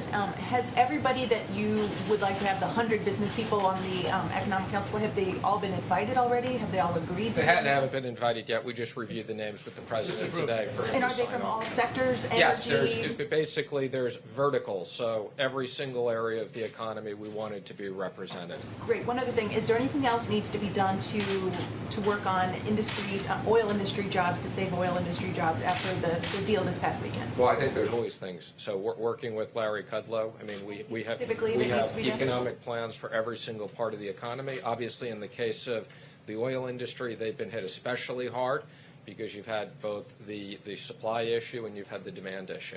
Have you figured out the bailout money for the airlines, what the allocations for the airlines? So I'm pleased to say we've worked very hard. I think, as you probably have seen, we put out a press release that we have now had discussions with almost all the airlines. I've personally had discussions with all the major airline CEOs. We specifically created an exception for small airlines that we could process very quickly, and I think you'll see very quickly decisions coming out. I'm very pleased with the discussions we've had. We've had very good discussions. Secretary, yes. Do you foresee a need for a phase 4 stimulus, or is this Steve, I just want to say we have had in lieu of discussion. that? Wait, excuse me one second. We've had very good discussions with the airlines. Very good discussions. Is it possible to reopen the economy on May the 1st? I don't want to say that. You'll be hearing over the next few days. Let me just Do you comment. still see a need for a phase 4? Is this push in lieu of another stimulus? Okay, so again, let me just comment. I mean, Congress on a bipartisan basis approved an unprecedented amount of money to help American workers and American business because it was no fault of their own that business was closed down. We have been very diligently executing on that. You know, everybody said it was going to take months to get people money. We are executing very quickly. We created a whole new SBA program in a week. Our job right now is to execute the $2.3 billion, which we can add several $1 trillion with the Fed. The one area we are particularly concerned about is the small business program. Quite frankly, it's even more incredibly popular and successful than we anticipated. So the president wants to be very clear we have money for that. And once we get done with that, we will review with the president. If there is more money that needs to be to support this economy, to support hardworking Americans, we will work with Congress to get that done. And Steve, you want to talk about phase 4? So phase 4, the president has talked about infrastructure for a long period of time. We've talked about, to the extent that the hospitals need more money because of the medical issues, we'll monitor that. We want to make sure there are incentives for restaurants, entertainment, people to get back to those types of things. So we'll be looking at very specifically provisions to stimulate parts of the economy. Some of them may be money issues. Some of them may be regulatory issues. Mr. President, just to clarify your understanding of your authority vis-a-vis governors, just to be very specific. For instance, if a governor issued a stay-at-home order... When you say my authority, the president's authority, not mine, because it's not me.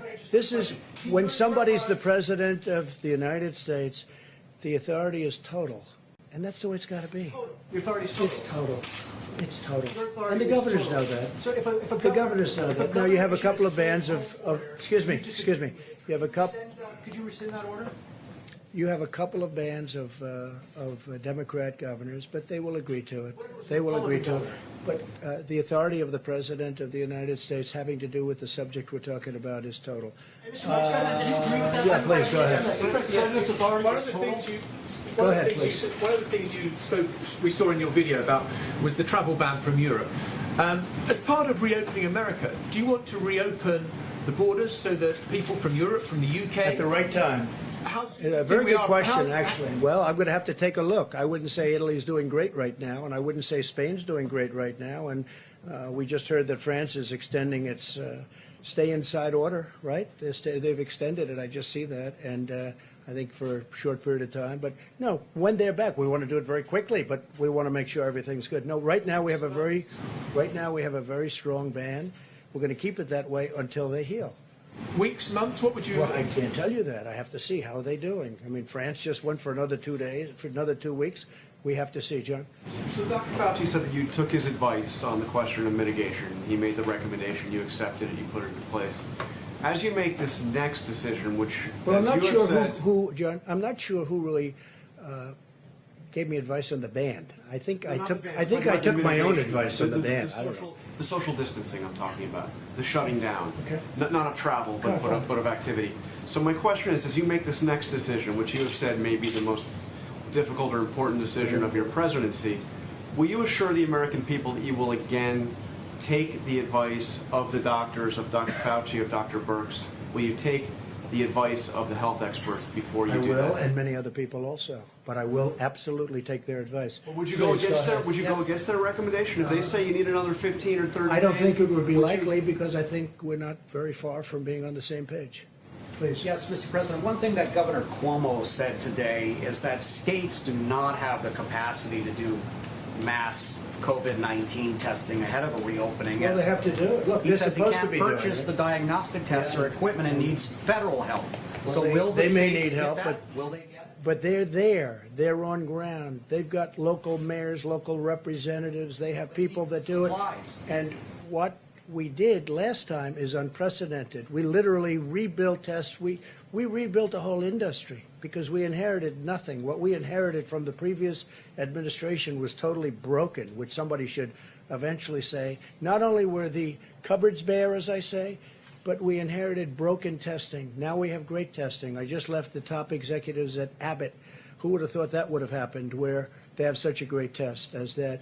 And in fact, what I'll do, I think, unless you have any further questions for the Secretary of the Treasury, do you have anybody for Steve? Anybody? Is that for the Secretary of the Treasury? Because if it's for me, we can wait. That's for Secretary. We have to get him back to work. Okay. Yes, sir. For Secretary Mnuchin, a question from one of my colleagues who's not able to be in the room.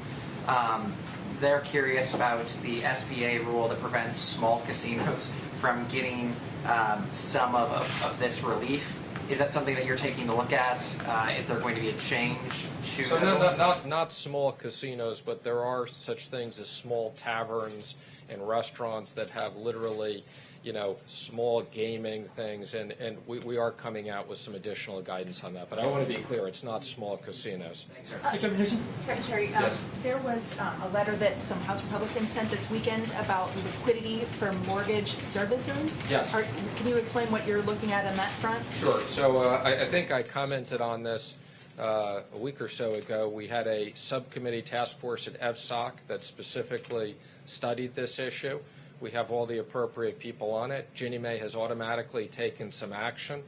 We've had conversations with the FHFA as to what they're going to do for Fannie and Freddie, and we've said that to the extent they need certain authorities from the Treasury, we will accommodate that. So we're very aware of the issue. Quite frankly, we've been studying this issue way before COVID and had concerns about some of these non-bank servicers not being well capitalized, but we're going to make sure that the market functions properly. Thank you, sir. We have seen in a number of these relief bills that Democrats and Republicans have been able to push forward different non-coronavirus specific funding priorities. Are you trying to keep funding specific to coronavirus? And then if there are going to be other additions, for instance, a change to labor rules is something that many on the left wanted. Some on the right are wondering if they should also, if you should also be pushing for, their preferred add-ons. Well, I think our expectation has always been this is COVID related. Some people have a rather broad view of what COVID related is because it has impacted almost every single business. I think the president has talked about the Kennedy Center, which is a good institution. Obviously, that was not the major priority of the bill, but they were hit with COVID related. But no, the president has instructed we want to be very specific in the next bill. It's COVID related items. Well, we didn't want to do the Kennedy Center, just so you understand. That was done. The Democrats wanted it in. We didn't want that. But they wanted it in, and we had to agree in order to get something done for the workers. But we want this to be for the workers and for companies that employ the workers. That's what we're looking for. We're not looking for extraneous nonsense. It's reported that you argued at the time of the China ban was being discussed, that was too disruptive to the global economy. Is that accurate? Okay, let me be clear. I had nothing to do with the China ban. I wasn't on the task force at the time. I'm not even sure I think I was traveling at the time, but I never had any, I was not part. I did become very active, and after the China ban, but that report in the New York Times was not accurate. I was not part of the task force at that time, and I was not involved. Matter of fact, I think I may have been traveling. There's a proposal, I believe, by Senator Hawley to get direct payments to employers to pay people who have been laid off and to keep people on payroll. Does the administration support that proposal? Well, again, that is the PPP. The PPP is basically sending money to small business, 50% of American workers, to keep those people paid. And it's the most efficient way. Every dollar, as I said, we do through that, it's one less dollar of unemployment. And more importantly, we want those people to be associated with the business, so as soon as the president is ready to open up the economy, those businesses are together. We don't want those businesses to fall apart. That's why this is such a successful program. But are we you want talking about Congress to remember unemployment? it. You're talking about the unemployment. Sending it indirectly to the states. We would have preferred that it was sent directly to the people. The Democrats wanted it to be sent through the unemployment system, and you know, I've talked to you about it. We have 40-year-old equipment in many of those systems. They're run by the state. But I'm hearing they're getting the money out anyway. So some of them are, and some of the states aren't, and we encourage, we're working with the states to try to update their computers, but it's a long haul. Okay? Thank you, Steve. Thank you, Mr. President. Phase 4, Steve. Phase 4. Come on, Steve. A quick question about something you just said. You said when someone is president of the United States, their authority is total. That is not true. Who Okay, told you know that? what we're going to do? We're going to write up papers on this. It's not going to be necessary because the governors need us one way or the other, because ultimately it comes with the federal government. That being said, we're getting along very well with the governors, and I feel very certain that there won't be a problem. Yeah, please, go ahead. Has any governor agreed that you have the authority to decide when their state I haven't opens asked back up? anybody because But I no don't. one has You know why? agreed. Because I don't have to. Go ahead, please. But who told you the president has the total authority? Enough, please. You mentioned the vice president's call with the governors today. Governor Hogan of Maryland has urged your administration to ask Congress for $500 billion to help stabilize budgetary shortfalls created by coronavirus. It's nice of Governor Hogan. Very much. We appreciate Governor Hogan's statement. Governor Cuomo said the CARES Act ignored state government Cuomo. revenue shortfalls. Do you support that request? And Mr. Which Vice one? President, What did you say? he said the CARES Act ignored the budgetary shortfalls. Well, they're looking at things in phase 4 where they have, where they talk about states, and they're also talking about hospitals. They're talking about states who have been battered, and they're also talking about hospitals, and we're certainly willing to look at that. Will you urge Congress on their behalf? We'll see what we all come back with, but they are talking about states, and they're talking about hospitals. OAN. Thank you, Mr. President. Governor of Michigan, Gretchen Whitmer, has on Thursday signed an executive order banning the sale of non-essential goods. If other states The sale of what? non-essential goods, she has banned the sale of non-essential goods. Many are calling this draconian, unconstitutional. As president, do you think that if other states were to follow her example in the coming weeks, that the federal government should intervene? Well, I don't think that's going to happen. I think it's very extreme, but she's doing it, and I think it's going to be over a long way before we have to start thinking about it too much. It is strong. It's a very strong position to take. But they're making a lot of progress in Michigan, so let's see how it all works. What is the status of the funding for the World Health Organization? We're going to be talking about that very soon. I'm getting a full report. I'm not happy with the World Health Organization. Not happy with the World Trade Organization either. We've been ripped off by everybody. This country, for so many years, has been ripped off by everybody, whether it's a World Health or World Trade. They're like, I call them the Bobbsey twins. They look at our country. For years and years, we had people that did nothing about it. We're doing a lot about it. So we'll have a report, and we're also talking about the World Trade Organization. But we've made a lot of progress there. We're now winning cases for the first time because they know I'll leave if we don't get treated fairly. This country, our country, was at a point where we rarely, if ever, won the lawsuits within the World Trade Organization. But now we're winning a lot of them because they know I'm not playing games. We will pull out if we have to. We just won a $7 billion lawsuit, which was very nice. Do you expect a decision this week on cutting funding for the WHO? Yeah, I would say by the end of the week I'm going to make a decision on that. Yeah. There's a lot of right now. There's a lot of things happening. China, why are there no consequences for China for the misinformation How do you know that there are they no shared? consequences? We've been asked, and it How do you appeared know that there are were no consequences? What are the consequences, Mr. President, I for the wouldn't tell you. misinformation? China will find out. But Why would I people- tell you? People are concerned that they stonewalled. No, you started off by that they saying, gave why are there misinformation. no consequences? You asked this a few times, so follow up on your response. Why are there no How do consequences you for know China? there are no consequences? you, You're and going to you've find said- out. you've said I that you wouldn't tell you. You'd probably be the last person on earth I'd tell. There will Go be ahead. consequences. Yeah, please. Mr. President, actually, this is a question for Mr. Vice President. Do you agree with the President's statement and his understanding of federalism that his power is total, like, in the way that he described it? Is there anything you'd like to add or any context you'd like to add to what the way he was discussing that? I support the President's leadership under the National Emergency Declaration that he signed. We're standing before you today, the first time in American history, when all 50 states have issued emergency declarations, and the territories. This is an unprecedented time in the life of the nation.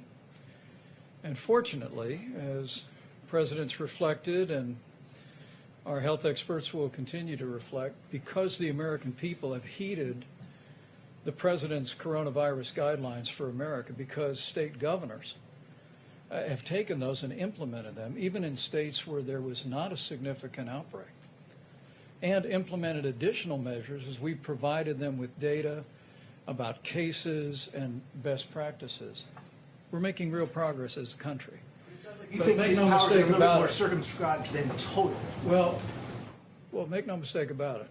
In the long history of this country, the authority of the President of the United States during national emergencies is unquestionably plenary.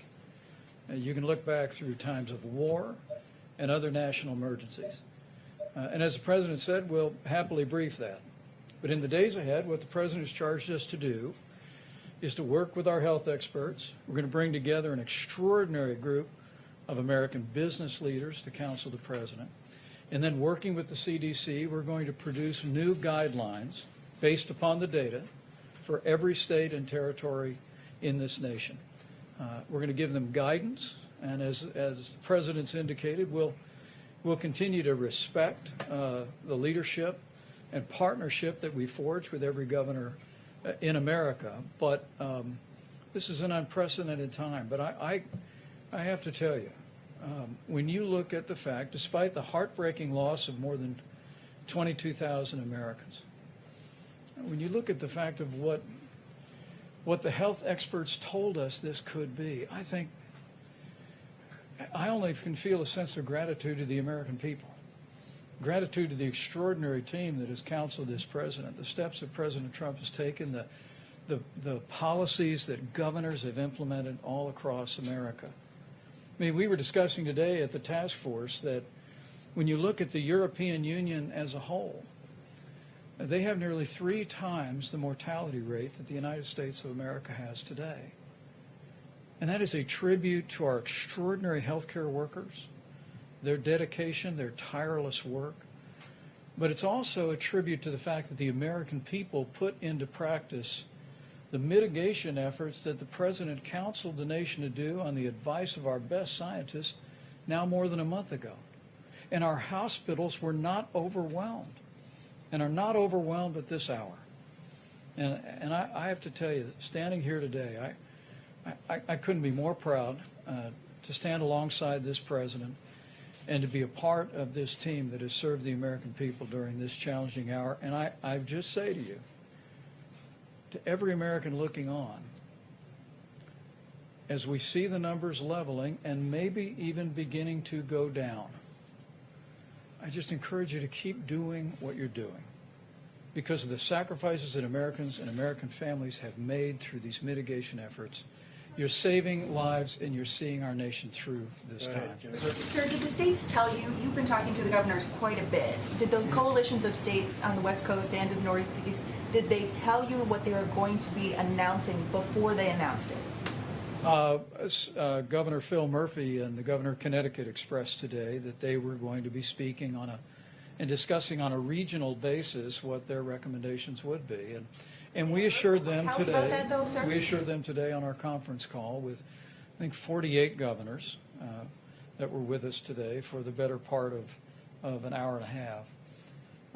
We told them that what the president would be producing, is directed to be produced, are additional guidelines for the states, certified by the CDC, that would inform those governors and local communities and mayors about the best way forward based on the unique circumstances that those states and those communities are facing.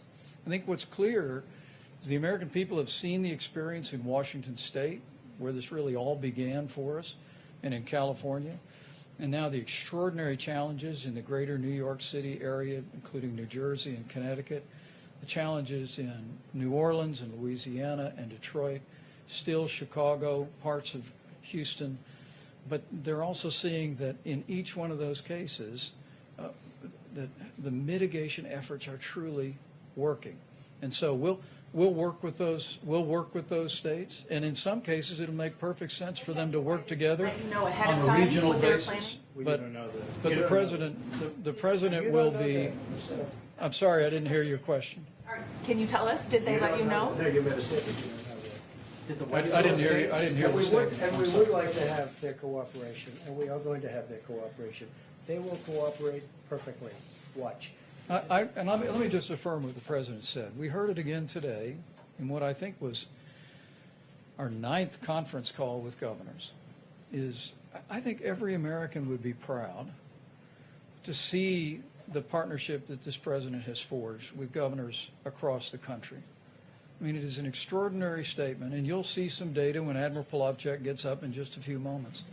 But the flow of resources from around the world that we've moved into areas that have faced challenges, I mean, this president has directed us to ensure that every state has what they need when they need it.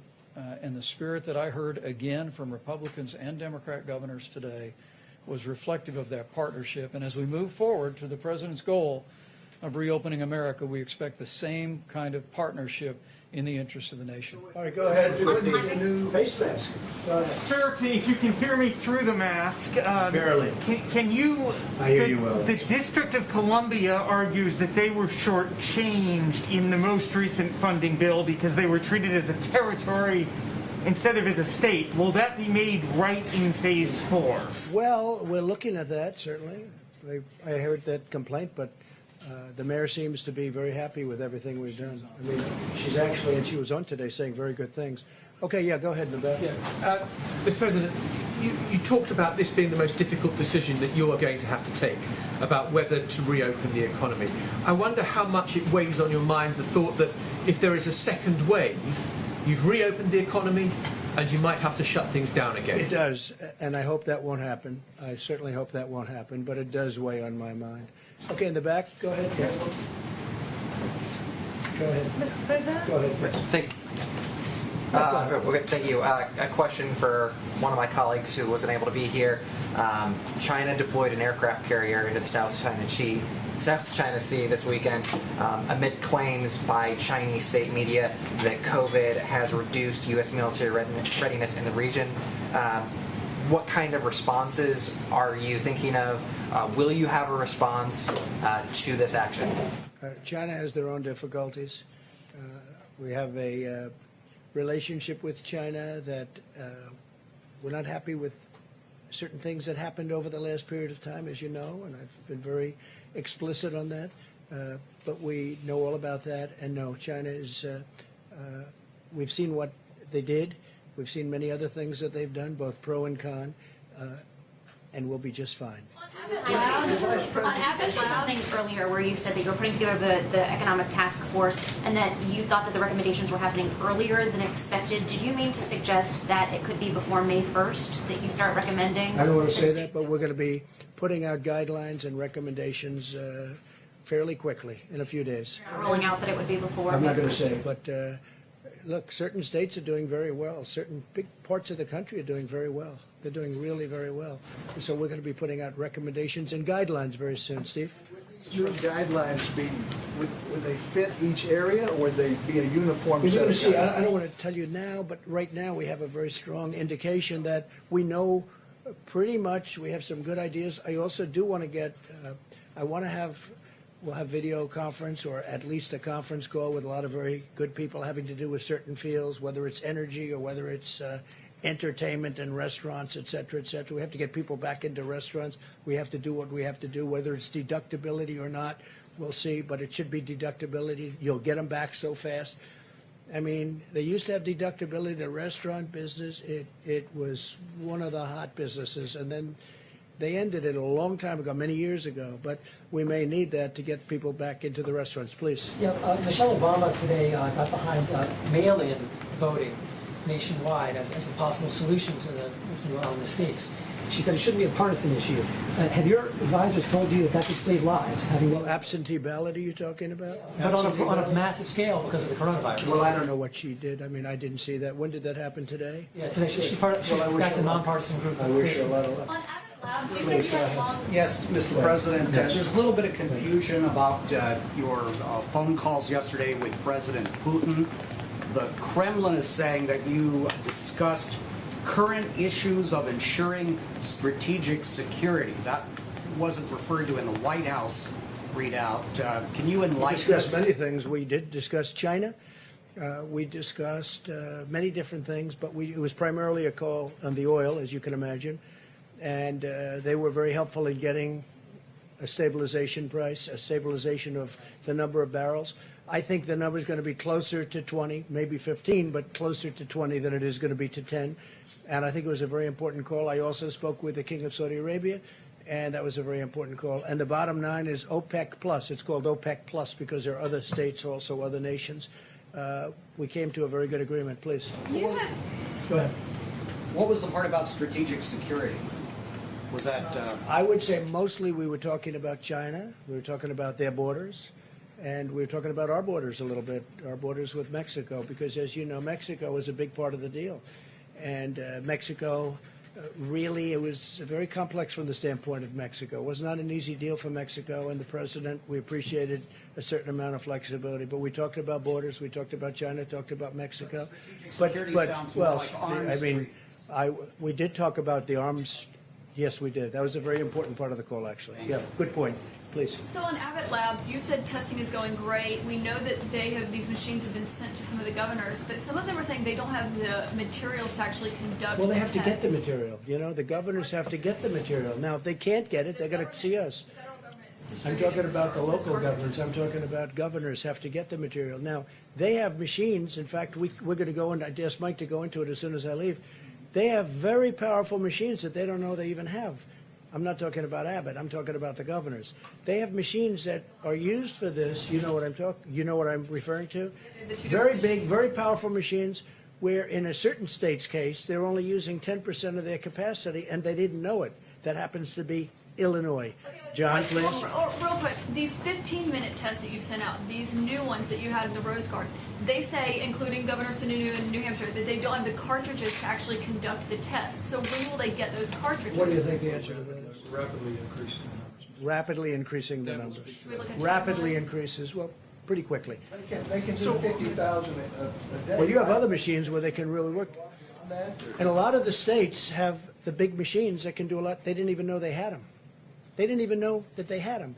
And Mike is going to be talking about that. And you remember you mentioned several weeks ago that Google was putting together that website where they would handle the drive-in testing. Google and Apple. Have you given up Google on and Apple combination? Have you moved past that? A lot of people don't like it from the standpoint of constitutional rights. I mean, a lot of people don't like it, and some people think it's great. No, they are working on that, as I understand. The testing website. Remember you said a Yeah, no, I know website that. for I know. Google, I and know. it's only operating in I think 5 counties in California right now. No, Google's looking at it, but Google is also working with Apple or looking at something.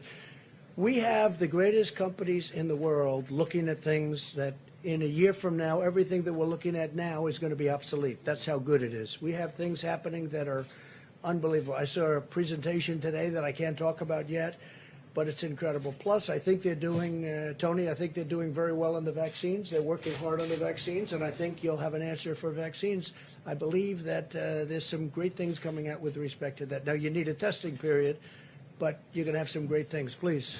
Sir, on the contact tracing that Google and Apple are doing, so different subject on the contact. No, this is the Google and Apple. I don't know if it's a partnership or what, but they're working on some. Correct. So there was the one. They're working on more than one element. They're working on a couple of different things. Google and Apple. Google is also working on something, as you know, having to do with testing. I believe they're doing that in a singular fashion. So my question is not about the drive-through testing website, not that. Okay. On Google and Apple's contact tracing, that they want to, Yeah. they've got this process now where they can put, contact tracing on your Yeah. phone. If you opt in, you can be alerted if you've been That's in right. contact with someone with the coronavirus. How do you feel about Well, that? it's an amazing thing, but a lot of people have some very big constitutional problems with it. You know that. It's an amazing thing.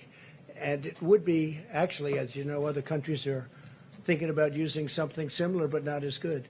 Other countries are thinking about something. I hear Singapore is. Now, Singapore had a little bit of a setback because they had a break, you know that, but they'll take care of it. I know the folks in Singapore, they're doing a great job, and they're going to put it back very quickly. But Singapore and other countries are looking at other things, and some countries are doing other things. Prefer that Americans use some other Well, I don't want to system? get into that because we have a whole constitutional thing. We have more of a constitutional problem than a mechanical problem. But we will be making a determination on that. That's something we're going to be discussing with a lot of people over the next 4 weeks. That would be a very accurate way of doing it, but a lot of people have a problem with it. Yeah, please, go ahead. A testing question, maybe for Dr. Fauci as well. Can you talk about where the antibody test is and how quickly Well, it's that moving will- along. I think I can speak because I have to leave. Moving along quickly, moving along well. It's a test that's been going along for many, many years, except now we have very modern, very incredible versions of it. But that's moving along. The antibody test, moving along very well. Okay, any more COVID-19? COVID-19. One soldier on the Steve? Theodore Roosevelt has died. Have you determined the status of Captain Crozier, the former? Well, that's going through the Navy, as I understand it. The Navy is going to be making decisions on all of that.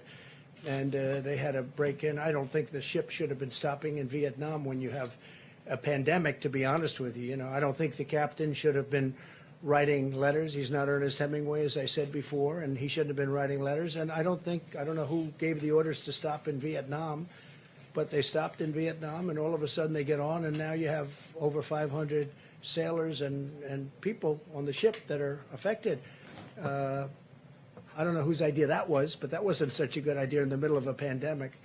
Yes, please. I have a question John, on. go ahead. Just one last on this question of constitutionality. I'm just wondering what changed your view, because Nothing changed it. No, I know exactly what you're going to say. Nothing changed it. The fact that I want to rely on states, or maybe will, or maybe have, and the fact that we've gotten, that's one thing. The fact that I don't want to use the power is another thing. Look. from the standpoint of the Constitution, Yes, constitutionally. you thought it should be up to the Constitutionally. governors. You can look at constitutionally, you can look at federalism, you can look at it any different way. John, the fact that I don't want to exert my power is much different. We have the power. Does the federal government have the power? The federal government has absolute power. It has the power. As to whether or not I'll use that power, we'll see. I would rather, John, I would rather work with the states because I like going down to a local government. That's why with, I guess it's now 7 states, not 8, because South Carolina did, they went away from what we discussed the last time. So that's why I looked at the individual states. They're doing a very good job. They're really doing a very good job. I'd rather have them make the decision. Now, the fact that I'd rather have, that's fine, but I have the absolute right to do if I want to. I may not want to. We have a very good relationship. Now, we'll see what happens. If you notice, the few states you're talking about, they're all with Democrat governors. But if governors are doing a good job and they control it better, because you don't have somebody in Washington saying, set up a testing site in the parking lot of a Walmart. And we're in Washington and they're in a state that's very far away. That's really, it should be, and it should have always been, and I've always said it was. But the relationship we have now with the states and governors is very good. And we'll be announcing over the next very short period of time exactly what we're going to be doing. Okay, a couple more. Go ahead. On coronavirus and Joe Biden, he's the presumptive Democratic nominee. Do you have any plans yet on when you'll start sharing, or when the White House will start sharing some of that information about the coronavirus, your presidential Well, nobody's data? called about coronavirus from their standpoint. Look, they had the H1N1, which is swine flu, and that was a big failure. That was a tremendous failure. They had a lot of failures, and you take a look at the history, and 17,000 people died, and you talk about late. They were so late. They were late like it never even existed. That was a big problem. Caused a lot of other people a big problem too. So, you know, if Joe Biden would like a briefing, I'd certainly get him a briefing. I don't know what he'd do with it. Yeah, please. Are Jared and Ivanka serving on the new task force, and how are you going to balance what? No, they're not. No.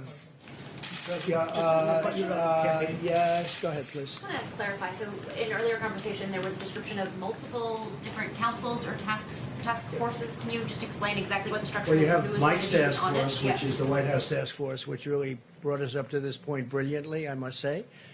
Dealt with governors all the way through, and I was on many of those calls, and every call got better and better and better. It was hostile at the beginning. By the time we finished, I mean, today's call was a very good call, very friendly call. I think everyone's online. And again, you don't have anybody driving you crazy saying they're not getting ventilators, they're not getting all of the different things. They need more beds.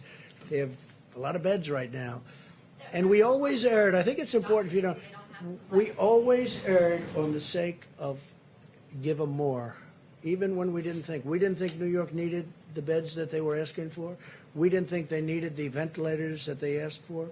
And we were right. Now, on ventilators, we're ready to march. I told you this. We're ready to march. We have 10,000 ventilators. We're ready to move them anywhere in the country where we need them, if we need them. We're also building a lot of ventilators, and that's going to be used at some point. I believe, you know, we're going to have stockpiles, including state stockpiles, if they want to work out some kind of an arrangement with us. But we're also going to help other countries, whether it's Italy or Spain or France is having a big problem. They all desperately need, Germany too, they need ventilators. So we're going to have a lot of ventilators. We have a lot, you heard the numbers, we have a lot coming next week.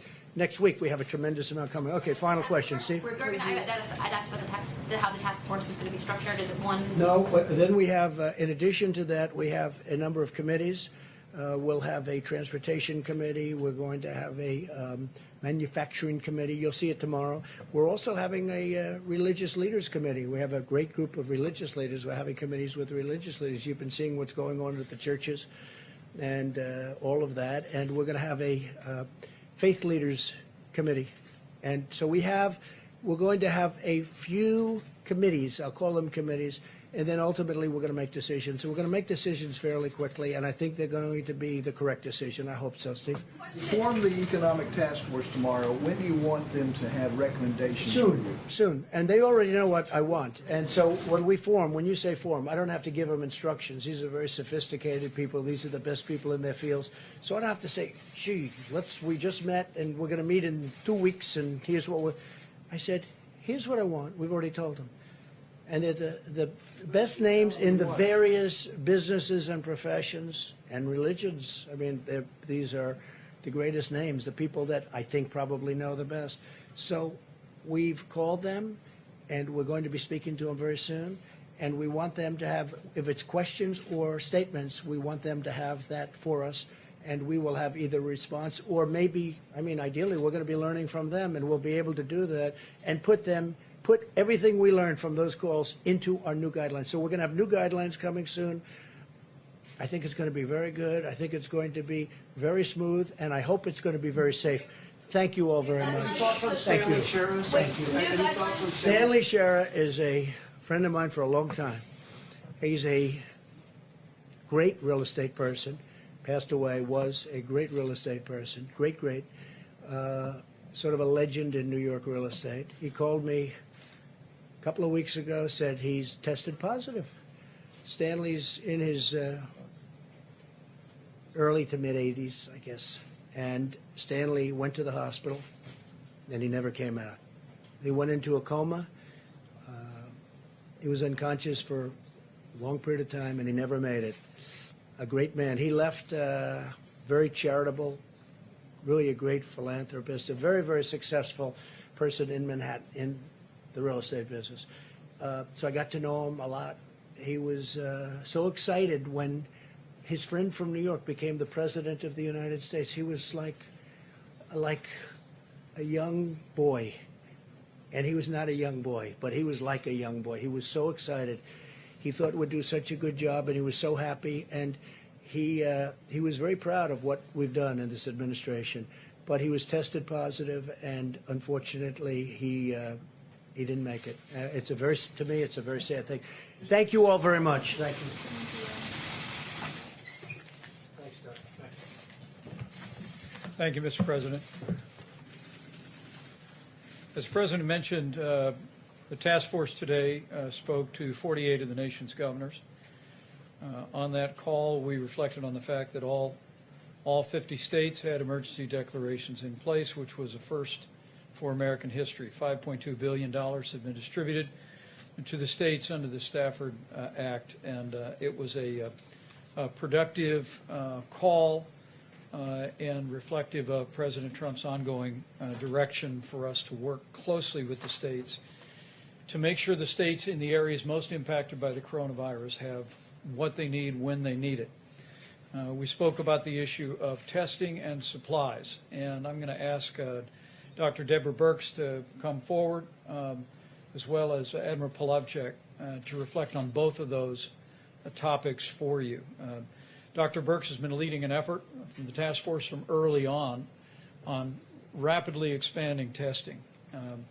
It was early on that the President formed that public-private partnership with commercial labs, and as we stand here today, more than 2.5 million tests have been performed. And when we add in the estimates of labs that we have to assume with reasonable projections have not yet reported into the CDC, we think that number could be closer to 3 million tests that have been performed. As has been mentioned, the new 15-minute test, we are working closely with Abbott Laboratories that the President and our team met with today here at the White House to rapidly increase the availability of cartridges. Abbott is producing roughly 50,000 cartridges a day. FEMA acquired an initial supply of that and distributed those to the states, but we're working with the states to not only distribute what's being made, but also work with other suppliers to create additional cartridges. A point that I'll ask Dr. Birx to expand on in just a moment is the fact that beyond the new 15-minute test by Abbott Laboratories, beyond what we expect to be a new antibody test, which may well be approved by the FDA in just a matter of days, and an antibody test that would be produced at the rate of 20 million tests a month. The reality is that those commercial laboratories that the President brought in here the better part of 2 months ago and initiated that public and private partnership with have been producing hundreds of thousands of tests every single week. But as Dr. Birx and our team have apprehended, we believe at this point in time that of the Roche equipment that is out there that does the high-speed testing, and we informed governors of this today, we think that that some 20% of that capacity is not being used. And with regard to the Abbott N2000 systems, we told governors today that we think 75% of that laboratory capacity that exists in the United States today is not being utilized by our governors. So we sent a very clear message to governors today to reach out to their hospitals, reach out to their labs to identify the presence of the Roche Amplicor 500 and the Abbott N2000 to get those activated. We literally estimate that although we're doing over 110,000 tests a day in the United States, that if our governors and state labs would simply activate the machines that are already there, we could double the amount of testing in the United States literally overnight. And so I know that governors' teams watch these briefings, and we'll remind them very respectfully again to identify those labs. And we have a team that now is deploying, reaching out to labs to see if we can activate all of those labs. Secondly, on the subject of supplies, I've said it a couple of times from this podium today, but let me say it one more time.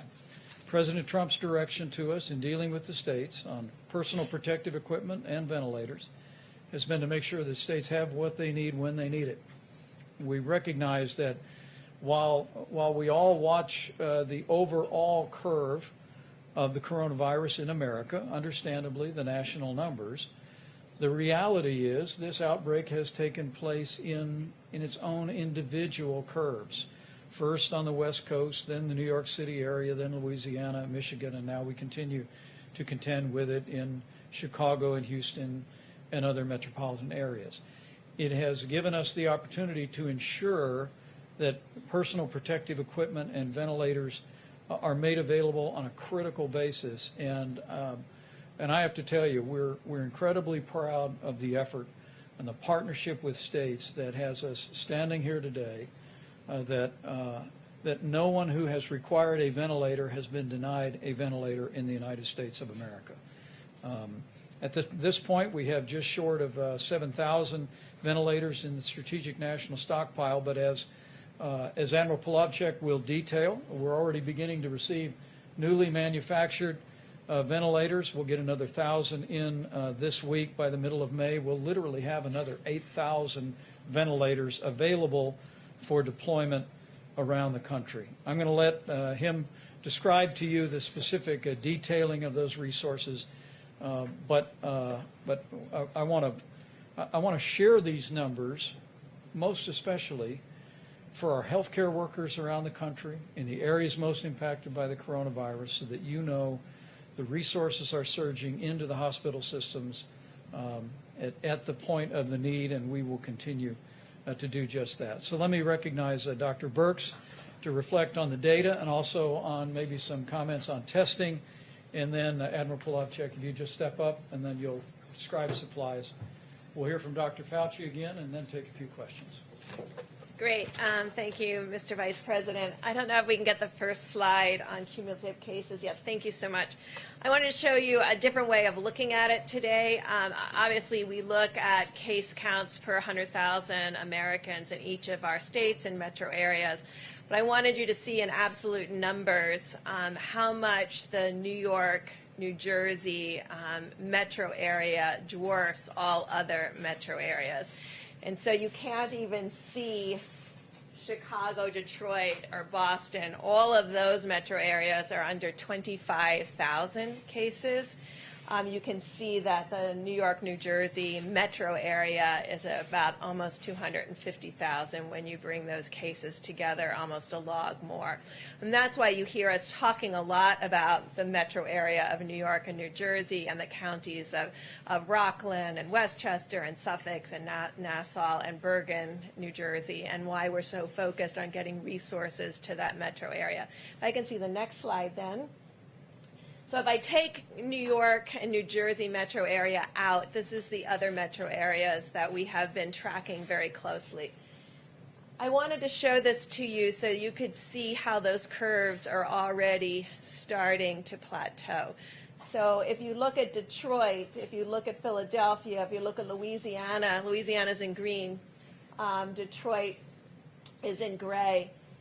You can see across the board, across these metro areas would have a higher concentration of individuals. This is what the American people in these large cities have done, where it is more difficult often to socially distance. And we're just really impressed by the work of the mayors and the governors to make this happen. I also wanted you to see this because you can clearly see Chicago and Boston. And so Chicago is in the orange and Boston is in the yellow. They are crossing Detroit. And that's why we have been very much focused on the needs of those areas. And there's one, and Providence is also in that category. It's difficult for you to see them because they're much further down on the slide. But the highest, if you look at the axis on this slide, it's 25,000. The axis on the last slide was 300,000. And so that's why I really want people to understand each of these epidemics, small epidemics in each of the metro areas, we're tracking independently, as well as any epidemics and outbreaks that are happening in some of our other states. So I just wanted you to have that perspective of how significant the New York, New Jersey issue is and why we've been tracking that so closely. But I also wanted to assure all the other states that we're tracking them also very closely. and really working with the governors and mayors. And that's why I wanted to see that not only are the curves flattening in some of those major metropolitan areas, but they're starting to decrease. And this is what we're very excited about. These are cases. We also know that mortality will lag. And so we're really tracking also the number of individuals who have succumbed to the COVID-19. I also wanted to really note here that, yes, our mortality is less when you combine European countries equal to the size of the United States. And I think this is really two things. One, it's the incredible work of the American people, that it's also the incredible work of our healthcare providers and the system of each of these hospitals that have the resources and the ability to respond to the needs of the COVID-19 patients. And I think you can really see the superb healthcare delivery that is happening by the low mortality. Just to mention really quickly about testing, because you've heard me before talk about it, and then it was a little bit misquoted and misaligned, but there are multiple Abbott machines, so I'm going to be very clear, having spent years in the laboratory. The high throughput machines, which are the Roche 6800 and the 8800 on Roche, and the Abbott M2000, these are the machines that run between 500 and 1,000 assays at a time. The Abbott company worked really hard 3 weeks ago in getting 1 million tests out there to be utilized, and they can make 1 million tests a week for all of our laboratories that have these platforms. And so far to date, somewhere around 250,000 tests have been utilized in 3 weeks worth of work. And that's why we've really been appealing to the laboratory directors to really bring all those machines on. Last week, Dr. Fauci and his incredible team of researchers have agreed to really reach out and find additional Roche and Abbott high throughput machines that are in research institutions and doing critical research work, to bring them online also, to supplement the other laboratories' work, to create a mosaic and a complete strategy that brings together the high throughput platforms with the medium throughput platforms, with what are the low throughput but rapid platforms, which is this ID Now. ID Now is not going to be the answer to the number of tests that we need over the next few weeks. Those run a test every 15 minutes. And we can get about 55,000 cartridges a day. But I just got done saying that these other machines, of which we have hundreds of, can run 500 to 1,000 in a single time frame. And so we need to bring all of these assays together, and a team has been created to call every single laboratory and every single research institution across the United States to define the complete capacity in every single state, because it shouldn't be our expectation that every governor understands exactly everything that's in his state. But we have to understand everything in every state in order to be able to meet the needs of the American people as we increase testing. Now, I know you all know that in 3 weeks we went from 300,000 tests total to 3 million tests total in 3 weeks. We know that we have to further increase that. That has been done really by HHS and Admiral Giroir and the team up there. And we're going to supplement that team to really bring on all of the additional resources and platforms that we have in the United States of America, just like we did with ventilators, to bring all of the capacity to bear so that we can also continue to increase testing. Also, of course, as these epidemics decrease, you can also be able to use more and more testing for surveillance. But I do want to call out the 19 states that aren't ever represented in these graphics, and by and large, the states have been continuing to do containment and outbreak investigation. And I've been able to talk to many of those states, and I would just remind all of us, when I talk to each one of these state health officials, where they are finding outbreaks are in nursing homes. And so we really need to continue to protect and we continue to test in nursing homes, because we know that that's a particularly vulnerable group. And it's a group where often, now that we're beginning to understand asymptomatic transmission, no one is intending to pass the virus on to others. But we know in essential workers around the United States, people are unknowingly infected and passing the virus on. And so those are the ones that we're very interested in finding. And you might say, well, how do you find them? Because they don't have symptoms. And so this is where we really have to increase surveillance in a very deliberative and understand way. And so we're really looking what are sentinel surveillance sites. I think we can see where there's outbreaks, because once people have symptoms, you can see them. But where do you do sentinel surveillance so that you find them before they have symptoms? This is what we have done for decades in HIV, and it's what's allowing us right now to really control the HIV/AIDS epidemic in sub-Saharan Africa, because we're finding people when they're asymptomatic and treating them when they're asymptomatic. So this is something we know how to do, and it's something we're working very closely with CDC and others on to make sure that we can bring that full capacity to the American people. So these are just some insights on what we're working on. We're continuing, obviously, to track every single county and community. And then finally, I'm going to call on one additional group. There's a group out there of our HIV/AIDS activists and community workers that understand these tests that I've been talking about, these RNA-based tests, because they often get viral loads in HIV. They will know how to explain this to the community about sampling and what it means to run those assays. They are essentially virologists. They understand all of these assays. They also understand the antibody assays, because it's the antibody assays that they counsel and utilize in HIV testing across the United States. And they will be our translator to the American public and to their local mayors. They understand these tests. They are essentially understand all the virology and all the immunology. And I'm really asking all of them to help us communicate what these tests are so the community is ready for them.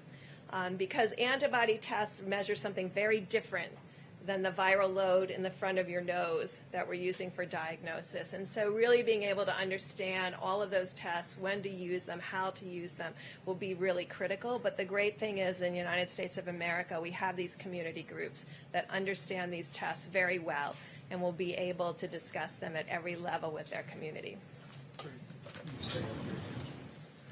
I'm going to call Admiral Plavchik up in a minute, but I have to call on Dr. Tony Fauci. And let me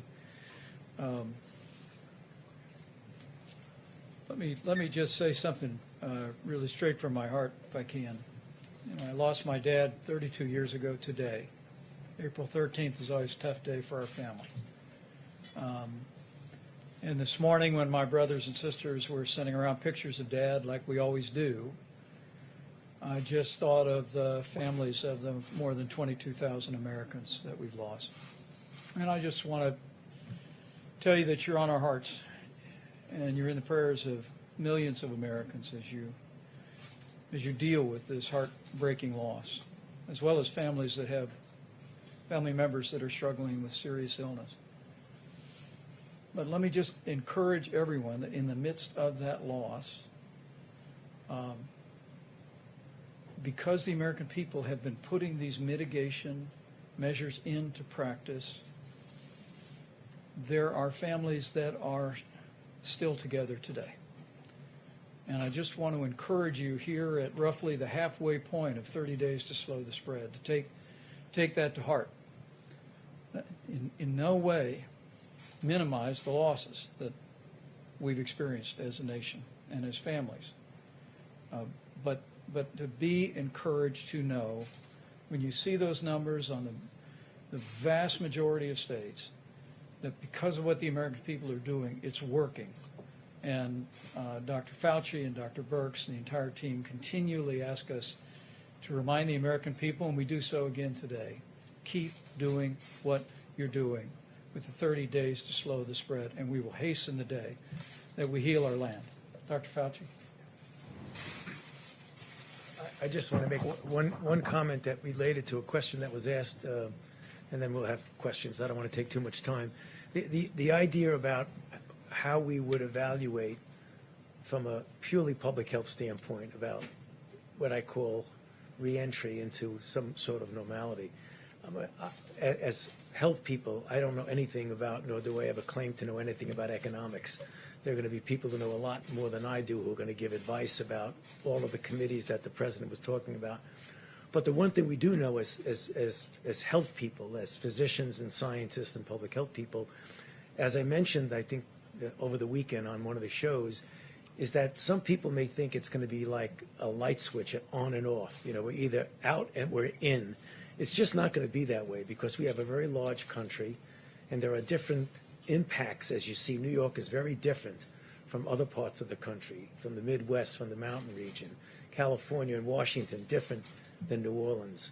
So as we discuss and consider the public health aspects, it likely would be something that I refer to as sort of like a rolling reentry. It's not going to be one size fits all. So I don't know what it's going to be yet because we still have time to look at it.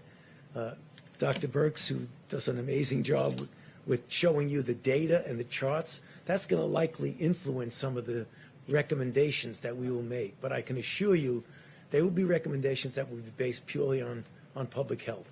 And the President will get a lot of other input from others, but we'll give the honest public health recommendation. Thank you, Tom. Admiral Polovchuk, get an update on supplies, and then we'll take a few questions. Thank you, Mr. Vice President. Can I have the ventilator slide back up? Or just start from there. All right, thank you.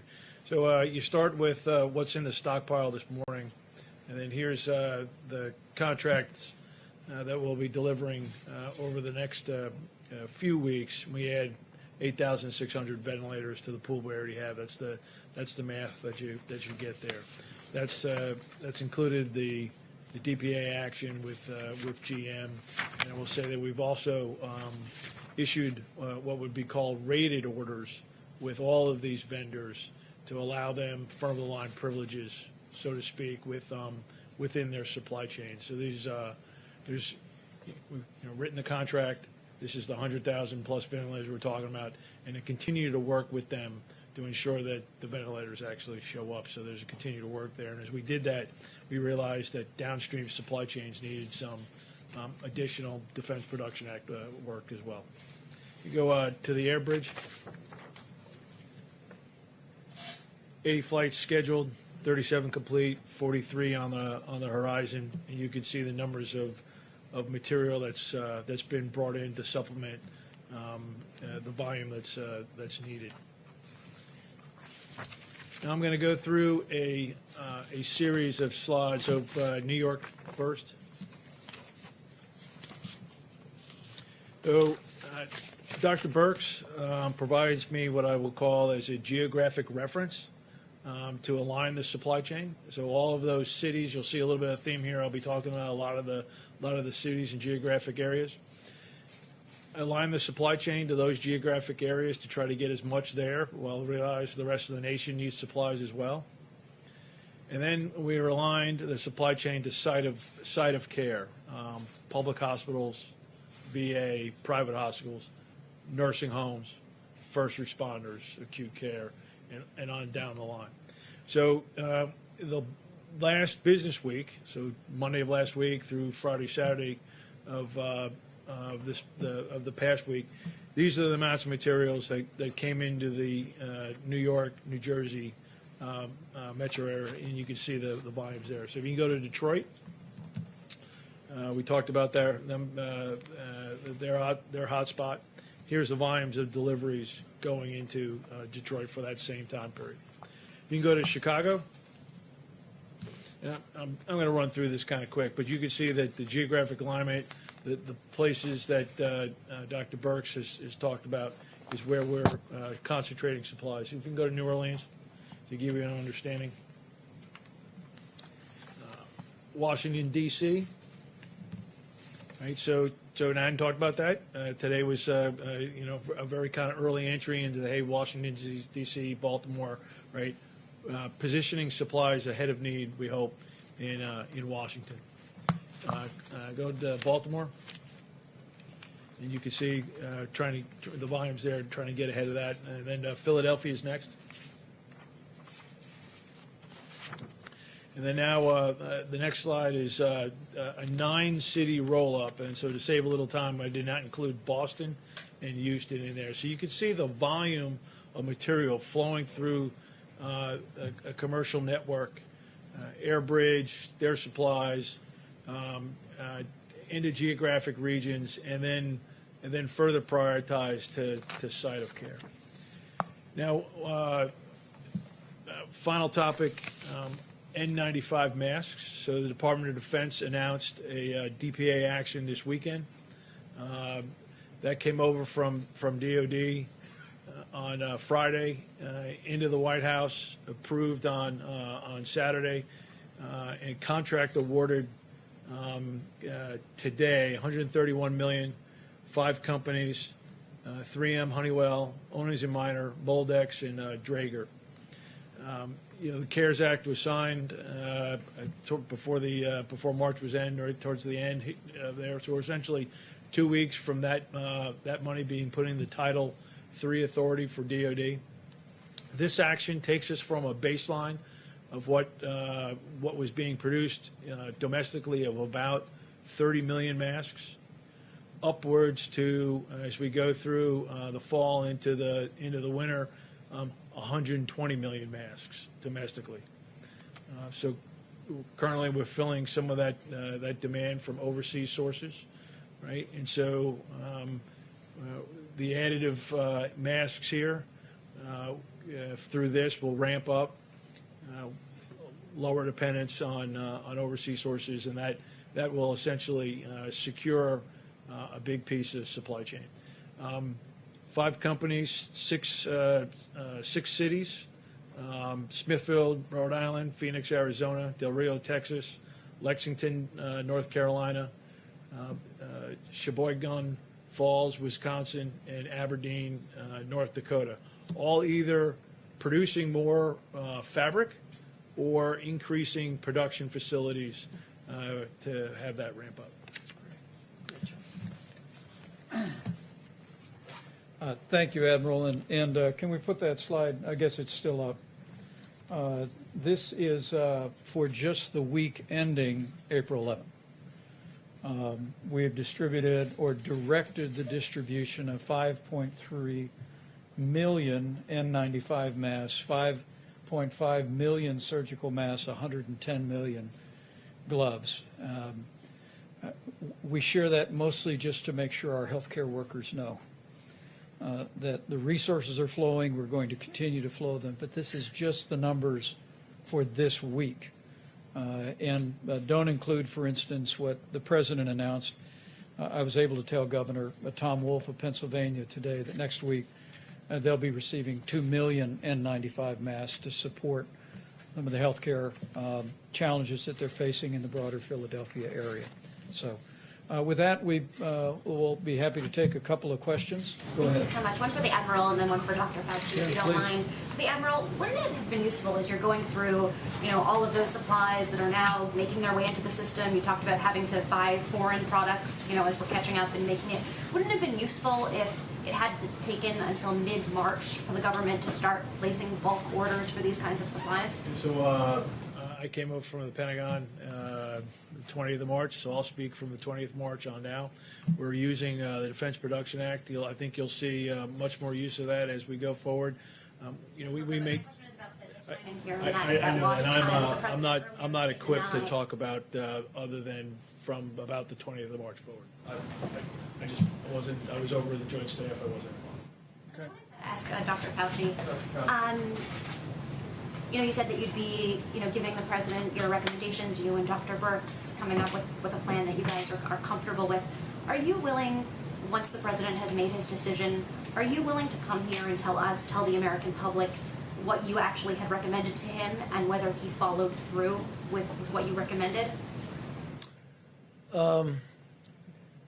I'm not really. What do you mean?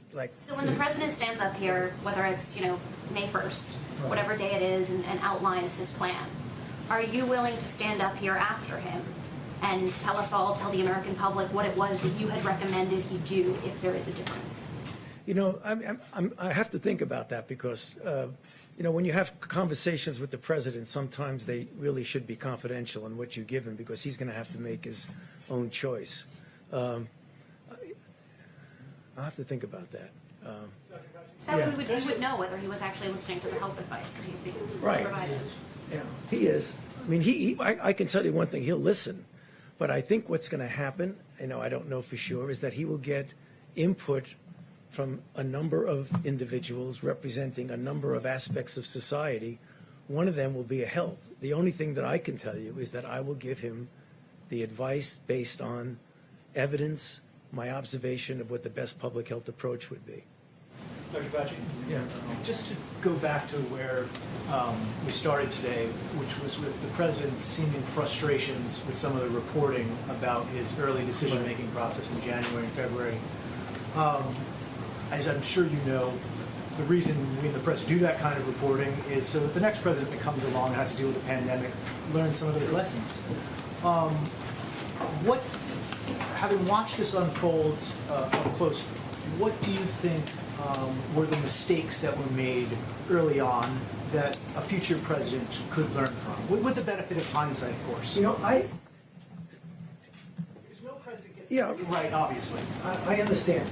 I don't want to use the word mistakes because when you're in the fog of war, when you're doing something, you have to make decisions. You get input from a number of individuals. It's always a moving target.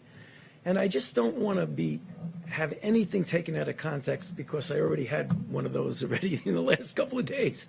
So I don't want to go through it again. I wouldn't say mistake. Could things have done better? Of course. I mean, nothing is perfect, and you could always do better. But I mean, I hesitate to say something is a mistake. With the benefit of hindsight, with that caveat, what could have been done better? Well, I mean, I can't comment about anything outside of my own field.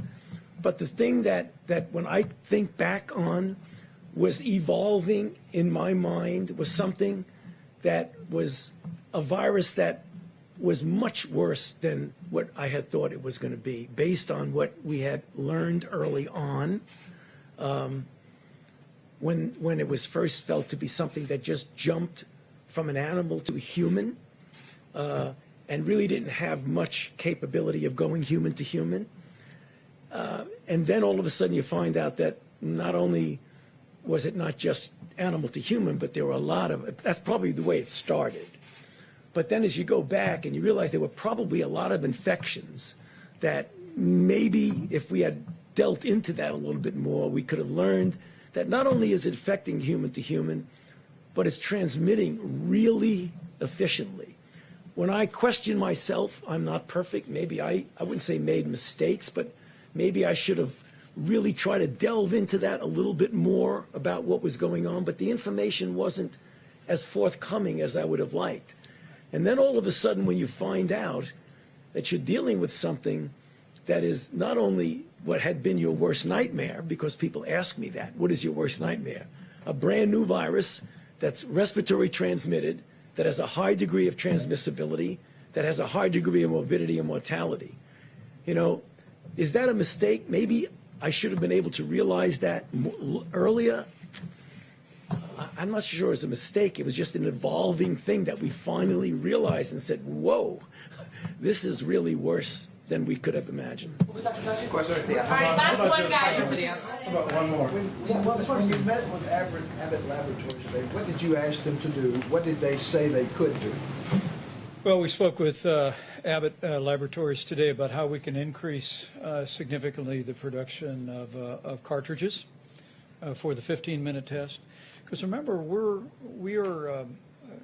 not only scaling to rapidly expand testing across the country today, and it's one of the reasons why you heard me and Dr. Burke say that we have an entire team now that's going to be working with governors and with laboratories around the country to identify the machines that already exist today and that could be activated and doing tests.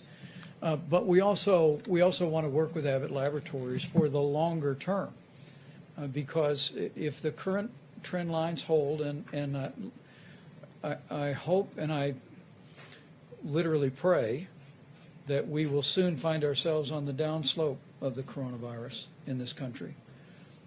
This epidemic in its current form will come to an end, but as we make decisions and in the days ahead to reopen America, what President Trump also wants to do is have a policy in place to stay open, and having the kind of surveillance testing available around the country so that CDC can do the immediate contact tracing when you have a positive test, so that we can deploy resources like the new Abbott 15-minute test specifically to nursing homes. We spoke today to Governor Baker in Massachusetts, Governor Hogan in Maryland, both of whom have been very innovative implementing federal guidelines for preventing the spread of infectious disease at nursing homes, and we commend them for that.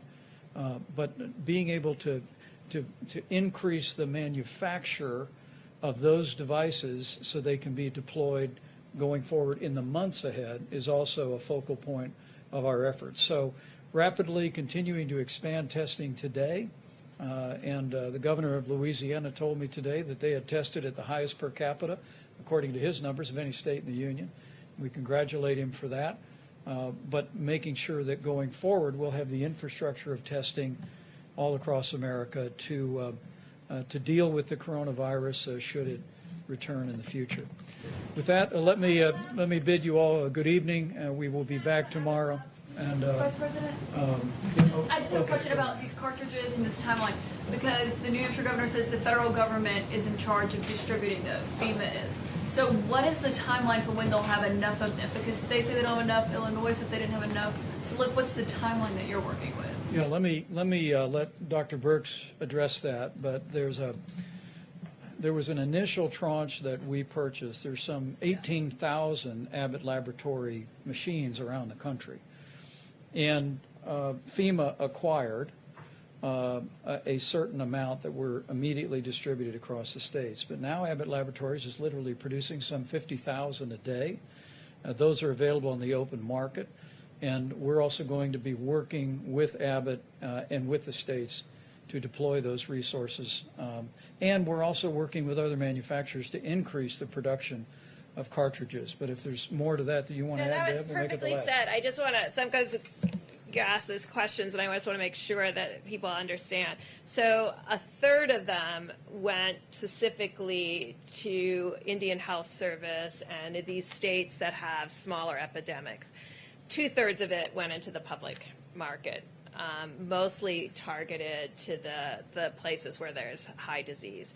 But only 2/3 went that way so that people could purchase them directly, and 1/3 went to the Indian Health Service and to the smaller states that really need these. And so I think what we're trying to do now is balance the entire testing framework of medium, low, and high throughput machines to give everyone the maximum flexibility state by state based on what the needs are at that moment. If there's an outbreak and you have to do 5,000 tests, you're not going to do them on an ID Now machine that takes 15 minutes for every negative, but you're going to do it on your high throughput machine. So making sure everybody knows where everything is and what is being run will be really critical moving forward, because we can't leave anything not on, everything has to be on the table in order for us to be able to dramatically increase testing. Yet another, we went up by a log in 3 weeks. So if we're going to increase again, it's going to have to be getting every piece of equipment on. Let me just again say thank you all for your time and attention, and thanks to every American who's joined us tonight. And I just want to encourage you, we're going to continue to lean into this effort to expand testing across the country, to deploy supplies to our incredible healthcare workers that have done such an amazing job in the midst of the coronavirus epidemic. But my last word on behalf of the President, on behalf of our entire task force, is it's 30 days to slow the spread.